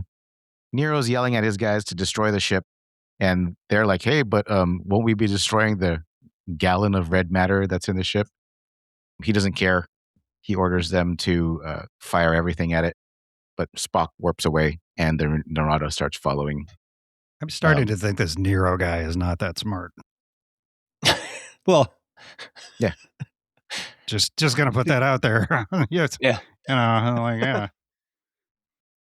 This plan that he came up with for 25 years isn't going to plan, so he's kind of he's in uncharted territory now. It's like he spent the first day making the plan and then just like the rest of the time waiting it out instead of revising. Right. Just being moody, man. He's moody. Yeah. On his goth ship. That's right. Brooding. He was brooding. Yes. Yep. So we're actually pretty close to the end now because the Narada jumps out of warp and Spock is coming right at him. Nero does the whole fire everything at it because I guess he's recognizing they're on a collision course. And this whole volley of photon torpedoes just starts heading towards Spock. But I thought it was super cool. This scene was also pretty exciting when the Enterprise jumps in at the last minute and starts shooting the shit out of all the missiles and saves Spock. Kirk manages to also save Captain Pike, and the Enterprise teleports both Captain Kirk and Captain Pike and Spock at the last minute, just as the jellyfish ship crashes into the Narada. The jellyfish ship, yeah. Or whatever. I don't know what to call it. It's the one with the tentacles in the back that are spinning around. There's got to be a better way to do whatever that thing was. Yeah. It's a lot of moving parts. So yeah, as expected, the Narada starts coming apart because there's a giant black hole in the middle of it. Kirk and Spock hail the Narada, and Kirk offers to help them out of their predicament. I thought this was pretty funny too when Spock was asking Kirk, what is he doing? He's like, I'm just trying to show a little bit of like compassion. Thought that you'd like it because, it'd go a long way towards, the Romulans. And said, no, not really. Yeah. Not really interested in compassion right now. Diplomacy, I think, right? Yeah, just diplomacy. Nero basically says, fuck your help. And the Enterprise, Kirk orders the Enterprise to just shoot more shit at the Narada. I don't know why. You're not going to do more damage. It's not like they're going to make it a black hole. Yeah, they have a black hole in the middle of their ship. So I don't. But when they set off the red matter, I don't know. Yeah, it already got set off, right? This is another one where I'm just like, it should be a huge black hole then. Like it should be a super massive black hole, and it's in the middle of this ship. It's like we've already seen one drop of this stuff is enough to create a black hole that will immediately consume a planet. And like this ship takes forever to get sucked into it. It's like yeah. I don't know. It is an issue. This is one where even when I the first time I watched this movie, I was like, I don't understand how the hell this is taking too long. They're explaining any of this. Yes, right. Right. Maybe the Narada was way bigger than we thought because one drop made Vulcan pretty much like disappear pretty fast into that black hole, and this is a whole thing. But it's not bigger than a planet because you see it next to like the Enterprise and stuff, and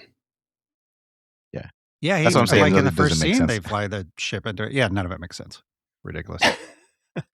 Anyways, anyway, black holes don't close themselves, and so the Enterprise tries to turn around but doesn't do it fast enough because it is not going anywhere, and even at warp speed, it just doesn't look like it's moving. But yeah, apparently all you have to do is eject your warp cores and detonate it, and Bob's your uncle. So this scene to me is like this entire movie in a nutshell because it is really cool. It's a great scene. Just in terms of the visual, like it looks neat. Nothing about it makes sense. It's got to be the dumbest scene in the whole movie.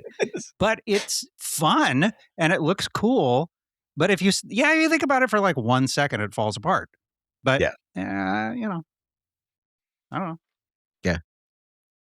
I mean, an explosion that huge would have also wrecked the ship, and they did a pretty good job of surfing that wave of something of blue explosion. Yeah, you would have thought that they'd at least say like put all power towards rear deflector shields or something.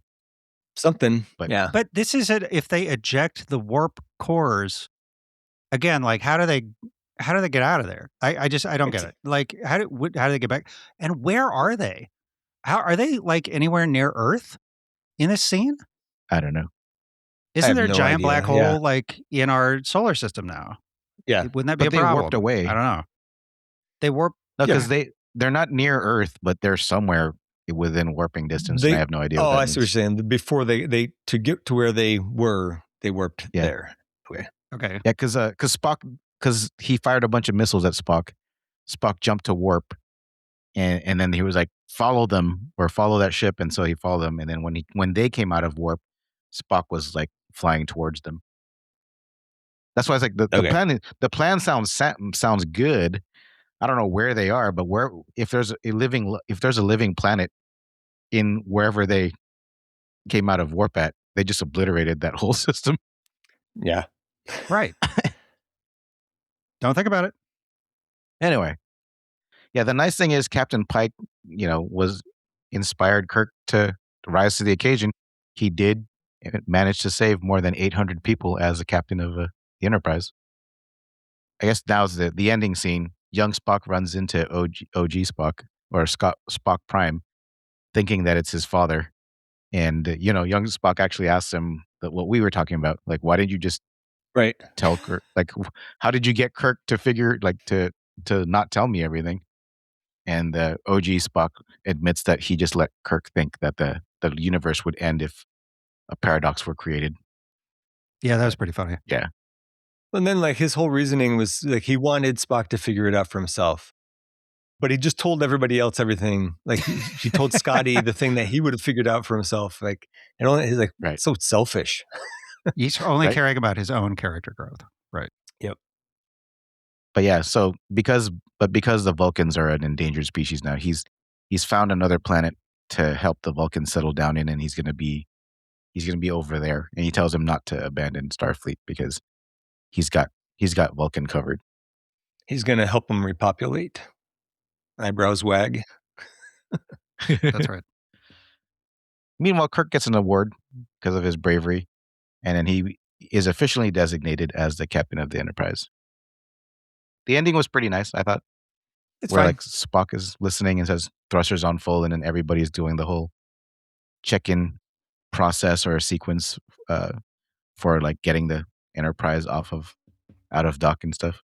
I thought it was pretty nice. Yeah. And then credits come up and you finally hear the original theme, the modern version of the original theme again. Yeah. Could have used some more Beastie Boys, I think. Yeah. Yeah. That would have done Just it. kidding. Would that have done it for you? No, that would have pissed me off. Well, I guess that takes us to changes we'd like to have seen. I'll go first. We could have skipped the part with Little Jim and Little Spock at the beginning entirely, I think. And we could have used that screen time to show Kirk maybe like fail the Kobayashi Maru test a couple of times first.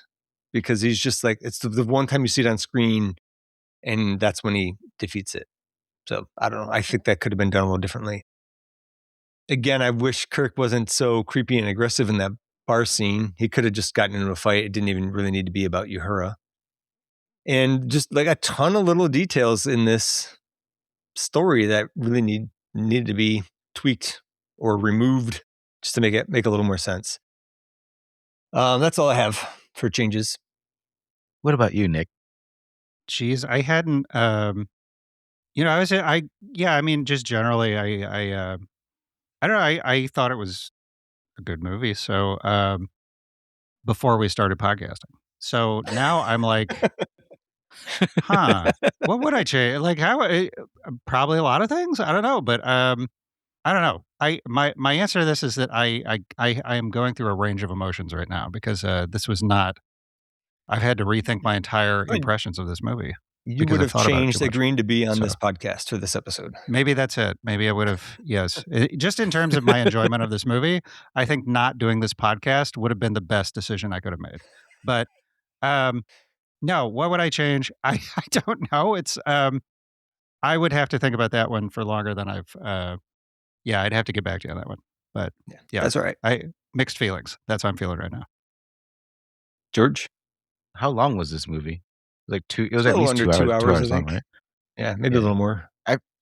I definitely feel like it could have been much tighter if they just gotten rid of like a number of useless scenes, and Yep. the water pipe chasing and the monster chase are like the two Yep. that the two biggest ones that come to mind. I'm still okay with that young punk ass Kirk stealing the car scene. I thought that was fine, and I thought I could have done without the Beastie Boys. It didn't have to be there, but I think you're right. I think I they don't know. should, if the first thing to go probably should have been like at least some of that monster chase and the pipes, over anything else. Yeah. Yeah. I do love this movie. That bridge just seems like the perfect workplace. Like everybody's got your back, you've got theirs, and everybody's got like they're top of the class in whatever they're doing.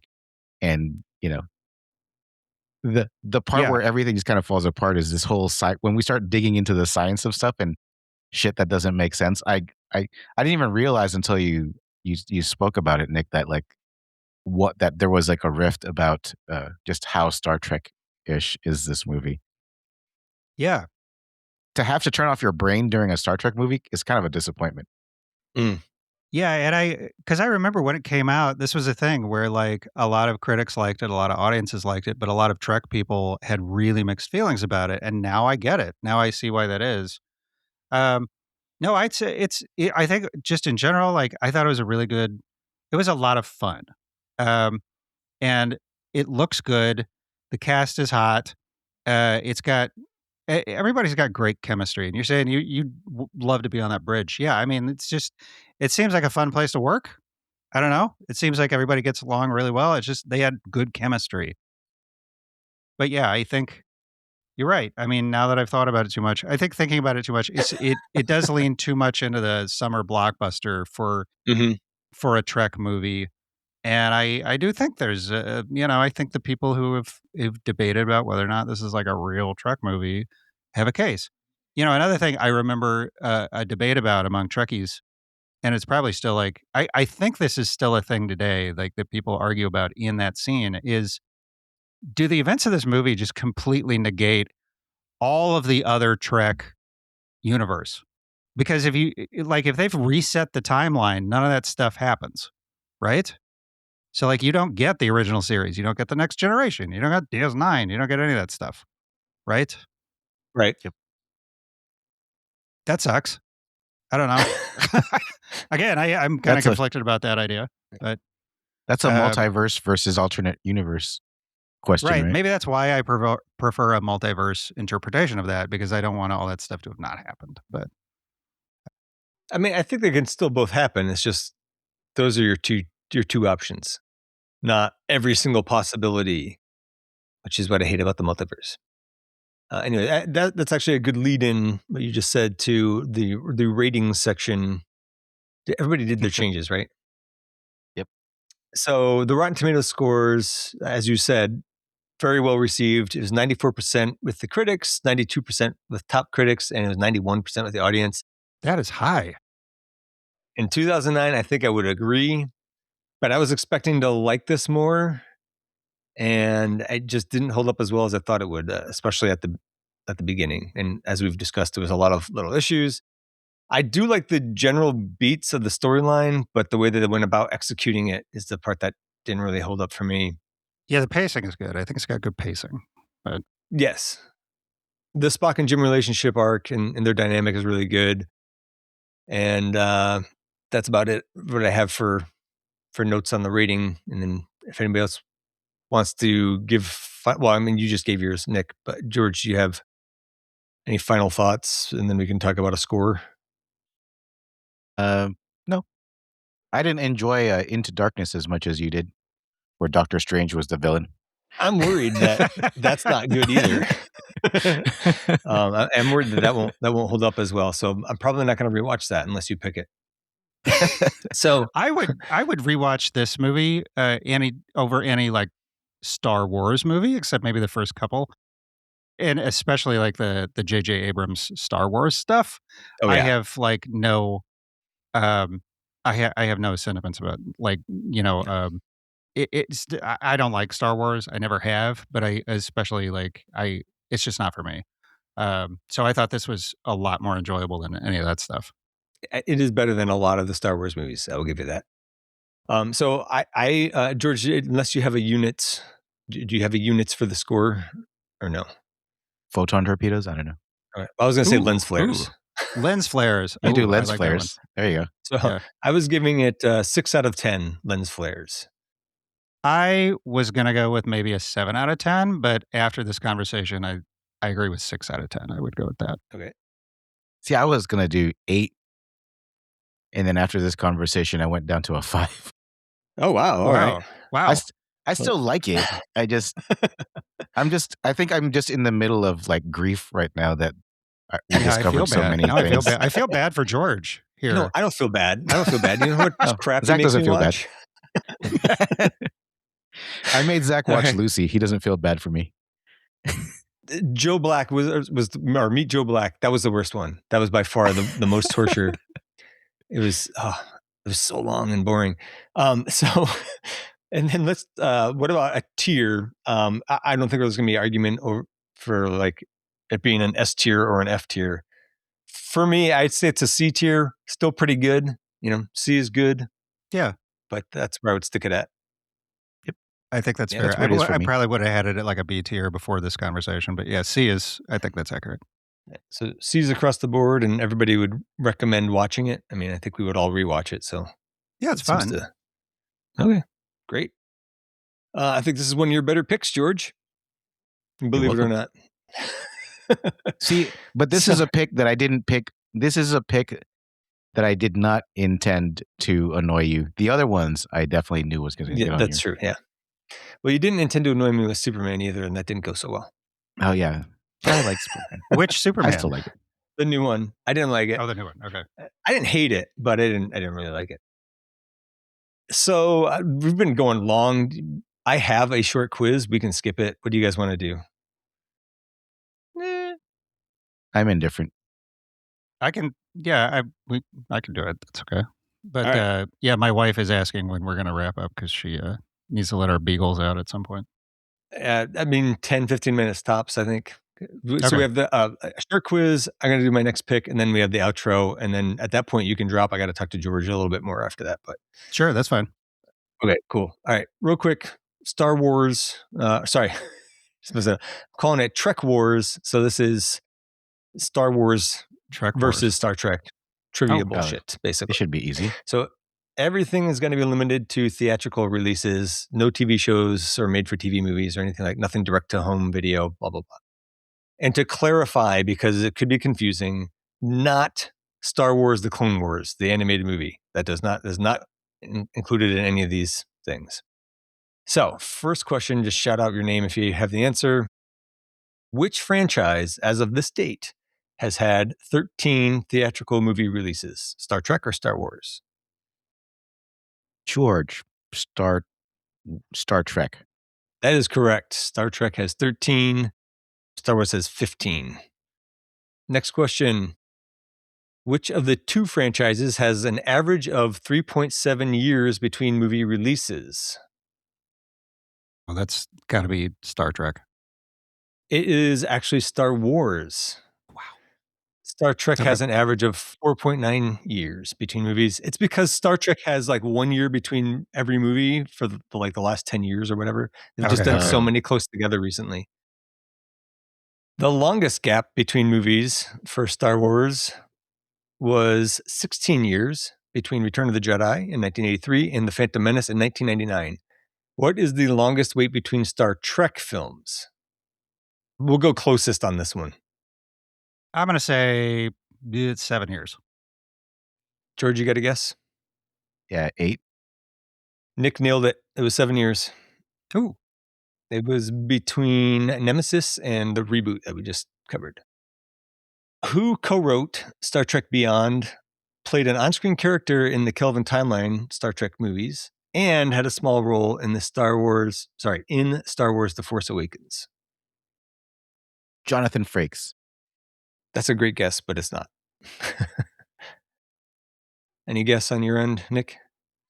No. It was Simon Pegg. Oh, Really? oh, Yeah. He plays Unker Plutt, the junk trader who adopted young Rey in The Force Awakens. He's like all in a suit, so you can't tell it's him. So J.J. Abrams' best friend forever, who I can't stand, Greg Grunberg, plays resistant pilot Snap Wexley in The Force Awakens, The Last Jedi, and The Rise of Skywalker. But what part does he have in Star Trek 2009? Again, the movie we just watched. wait, he was in this movie? He has a part in this movie, a very small part. No idea. No idea. Yeah, no idea. He's little James T. Kirk's stepdad on the car phone. Oh, the guy on the yelling at him. Yeah, telling him he better get home or whatever. Yeah. Which franchise has the highest Rotten Tomatoes critic score for a theatrical release? Bonus point if you know the title of the movie. Star Trek First Contact. That's Incorrect. what I would have said. Oh. Incorrect on the movie. Sorry, you did have the correct franchise. You'll get 1 point. You got a guess on the movie, Nick? Is it Star Trek 3, Wrath of Khan? Or no, not Wrath of Khan. Yeah. Which one's Wrath of Khan? Is that 2? 2. That's 2 is 2. Wrath of Khan. It was. I don't know. It was this one. It was the This reboot. one? Yeah. Wow. At 94%. Whereas Star Wars, their highest rated one there was 93%. Any guess as to which movie that one was? None of their movies should be 93%. None of the Star Wars movies should be 93%. Maybe Empire Strikes Back. Empire? That is- I would say Empire. That was one of them. And Sorry, I meant New none Hope. of the new ones should be. Yeah. No. New No. Hope and Empire are both at 93%. Okay. Good. Okay. Last question. Which franchise has the lowest Rotten Tomatoes critic score for a theatrical release? Again, bonus points if you know the movie. Star Wars: A Phantom Menace. That is incorrect. Star Wars, the most recent one? I don't even know the name of it. I didn't watch it. Star Trek again has the lowest, and it was Star Trek 5, The Final Frontier. That was a shit movie. Wow, yeah, that is a bad one. Whew. Yeah, 22%. Didn't dang it. What's his, Kirk directed that one, right? Yeah, I think so. Yeah, that's Shatner. the one where they go Yes. they find God at the edge of space or whatever. God, that was a boring movie. Oh my God. Wait, I was really? I was so disappointed as a kid. One. To go from the friggin' whale movie to that crap. Yeah. Oh my God. I was It was so not good. disappointed as a kid. But yeah, and then Star Wars lowest rate is 51% for Rise of Skywalker. That's the lowest? Should be lower. It should be lower. Yeah. So that was specifically why I said not the Clone Wars, because that one was like 19% or something like that. I forget what it was, but that wasn't. That whole trilogy should be. I couldn't figure out. Not episode 2, whatever a clone something, but like the Clone Wars, which is like this animated movie, and I couldn't figure out if it actually had a theatrical release or not. And I was trying to limit it to theatrical releases. So, anyways, that's the quiz. George wins 2-1. A very good job done by each of you. Real quick, we will cover my next adjacent pick. As of the release of this recording, we will have just announced that we are doing a Series 5, which we are calling the OTDCU, or the Of the Dead Cinematic Universe, covering all the George Romero and John Russo movies. And so we will therefore have an adjacent Series 6 OTDCU adjacent, and I'm making my first pick out of that for that series whenever we get to it, which will probably be several episodes from now. Certainly after we actually start the OTDCU. So the hints are, and feel free to guess at any point what it might be, but it is a 2010 remake of a 1973 film of the same name. Don't expect anybody to get on that one. Could kind of be considered AVPCU adjacent if you counted Alien Earth, because of an actor who's the main character in this movie. Again, I don't expect anybody to get on that one. But the big tie-in is that the original was written and directed by George Romero. So that's why it's Of the Dead adjacent. And then I will tell you the summary of the movie. Sheriff David Dutton and his pregnant wife struggle to survive an outbreak of an unknown biological agent that turns the infected into violent killers. And I'll tell you, it stars Timothy Olyphant. No guesses? I should have come up with better clues. I got to pass. Okay. Nobody's ever heard of The Crazies? Uh-uh. No. Oh my God, it's a good movie. It's a good movie. The original is bad. The remake's really good. Yeah, it's pretty good. Yeah. So don't watch the original. Don't watch the original. I did watch the original. It was not worthwhile. But so we'll probably get to that in like October or November. I wonder what Colby will think of that one. Well, that's it for J.J. Abrams' Star Trek. Next up will be probably a very long special episode with some special guests to rank all the Quentin Tarantino movies before we finally kick off the OTDCU. Nick, I want to thank you again for spending the time with us. Sorry it took so long. Well, probably. No, that's okay. I had a really good time. I wish we hadn't ruined this movie for me and George, but yeah, it was. I had fun. I wish I hadn't ruined it for myself. Yeah. Where else can people find you? Yeah, so we are the Homebrew Game Club podcast is a podcast about new games that people make for old consoles, like consoles that are out of their, retro consoles. So we've got people who make Atari games and NES games for the old Nintendo, Sega Genesis, stuff like that. And we play the games and we talk about them. I also interview people who make them and things like that. We have not been posting much lately. I don't know if it's honest. We're on something like a semi-hiatus. We spit out a new episode maybe every couple of months now, but mostly just because I don't have time to produce it. But you can find me. I am online pretty much everywhere. My handle is Dvertov. That's Dvertov. I hate social media now, so I am rarely posting anything. But if you go to homebrewgameclub.com, you can find our website. It's very easy. And we have a link there that goes to our Discord. Our Discord is a lot of fun. And if you like retro games at all, it's a really fun place to go. And we do have a channel where we talk about movies and stuff and other podcasts like this one. So, just come on over and hang out a little bit. We're a good crew. And, I don't know. That's where you can find me. Homebrewgameclub.com. All one word. I'll put all the links in the show notes, but there's plenty of back episodes of the Homebrew Game Club. And yes, I just like the way you guys talk to one another. Like, even if I have no idea what the game is about, obviously you explain it, but like, you guys have good chemistry on the show. So good to listen, not just for if you are interested in that kind of thing, but it is just a good show, and it is well produced, which is probably why it takes you. Why you're saying you don't have? I used to be a professional editor, so I go overboard with my dumb podcasts. But no, you're right, and we make the podcast for people who have not played the games because they're like super indie games. Like they're games that in some cases maybe a few hundred people have ever played. But we do critique them even though they're like that. But it's not. I like this kind of format better because like. I could just rip into a Hollywood movie. I'm not going to hurt anybody's feelings. But, it's like, I don't care if J.J. Abrams gets burned. Because right. And, your experiences of movies you used to like, but that after this podcast, you may not like anymore. But no, we have good chemistry. I think you're right. And I like to put it as smart commentary by way of stupid humor. So we make a lot of really dumb jokes, but there is actual good criticism to what we do. Yep. And I've actually had game developers reach out to me and say, like, after your podcast, I have decided to change the way I make games. So thanks. And it was like, wow. It's like, that doesn't happen when you critique a Hollywood movie. You don't get the director. No, certainly not. Saying like, oh, wow, thanks. My next movie is going to be different. Thanks for that podcast. I was like, damn. But we're homebrewgameclub.com. Homebrew, like beer. Right. So, Game Club. And again, I'll put links in the show notes for sure. Yes, thank you. So you can also find me on the Retro Game Club, co-hosting that now. And there was a recent episode of Games My Mom Found where there was like kind of individual interviews of a bunch of different people talking about Metroid for the 40th anniversary there. So I talked way too much on that one.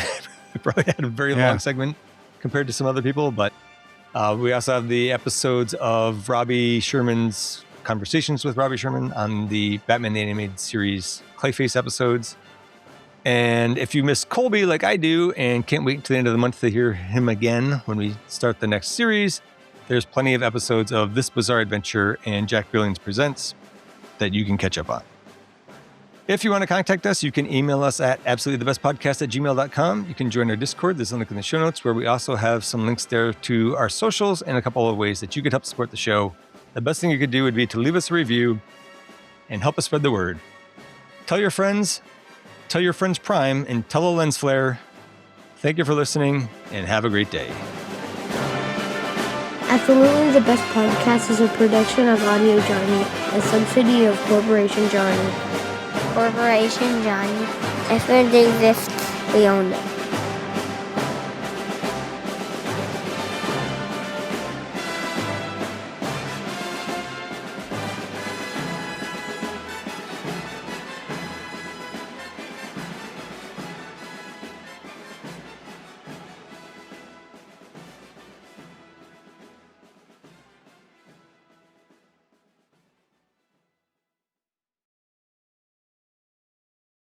All right, man, that was long. Sorry.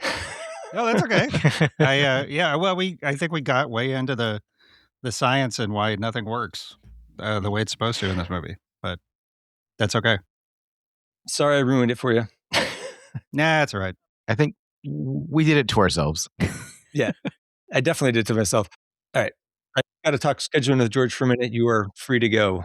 Sure. Yeah. Well, I had a good time. Thanks a lot, guys. Thank you. I am totally down for being on podcasts that I don't have to produce. So Yeah, if you ever need a fill-in guest or anything, just let me know. And great. Yeah, I can almost We will take you up on it. I can probably be on it. So yeah, just let me know. great.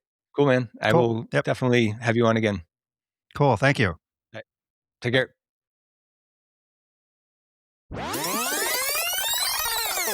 So we usually, just for like a good luck, it used to be that I would have to sync up the audio tracks, but usually Riverside just works and we don't have to worry about that. But for good measure, we usually do a clap in case we do need to sync something up. Sure. We have that. So do it on the count of 3. Right, George? It's 1, 2, and then 3. And then on 3. Yep. All right, here we go. 1, 2. One of us should. Who's counting? You started it, so that's why I stopped. Okay. Sorry. So go for it. I'll do it. 1, 2, 3. Wow, there's a huge delay. All right. Yeah, wow. There we go. I might need to use that. Sometime later. I think your connection's really bad. Oh, man. I didn't know if that was me or not. No, it's George. It's cutting out a lot. It might be me, yeah. I'll see what I can do. Maybe while you guys are recording this part, let me see if I can drop and then get rid of something. Okay, cool. Or let me reboot my router. All right, sounds good. Or do you think that'll take We'll see you in a minute. All right. That's fine. I mean, it's going to take less time. Well, now he's gone. It's going to be less time to reboot it now than it is for me to try to edit this. Yeah, I was going to say, do you guys edit much? Oh yeah, I edit. Okay. I'm OCD about it. You're one of my people. All right. Yeah. Okay. No, I got to take out as many breaths as I can. And like, I always miss some. And then like when I listen to it later, I'm like, I had to stop myself. I'm like, I was doing way too much of that. Yeah, exactly. I'm the same way, and I'm trying to like kind of roll with it more. But no, I edit a lot, so don't worry about that. Okay. Do you want to go with your movie memories?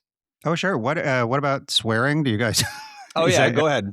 Thank God. Okay, we used to bleep them because it was. I think it's funny to bleep them, but it just became way too much work. And I was like, all right, we're an explicit show now. So we did the same thing. Yeah, and I bleeped the first episode, and then I was like, I'm never doing this again because we just swear way too much.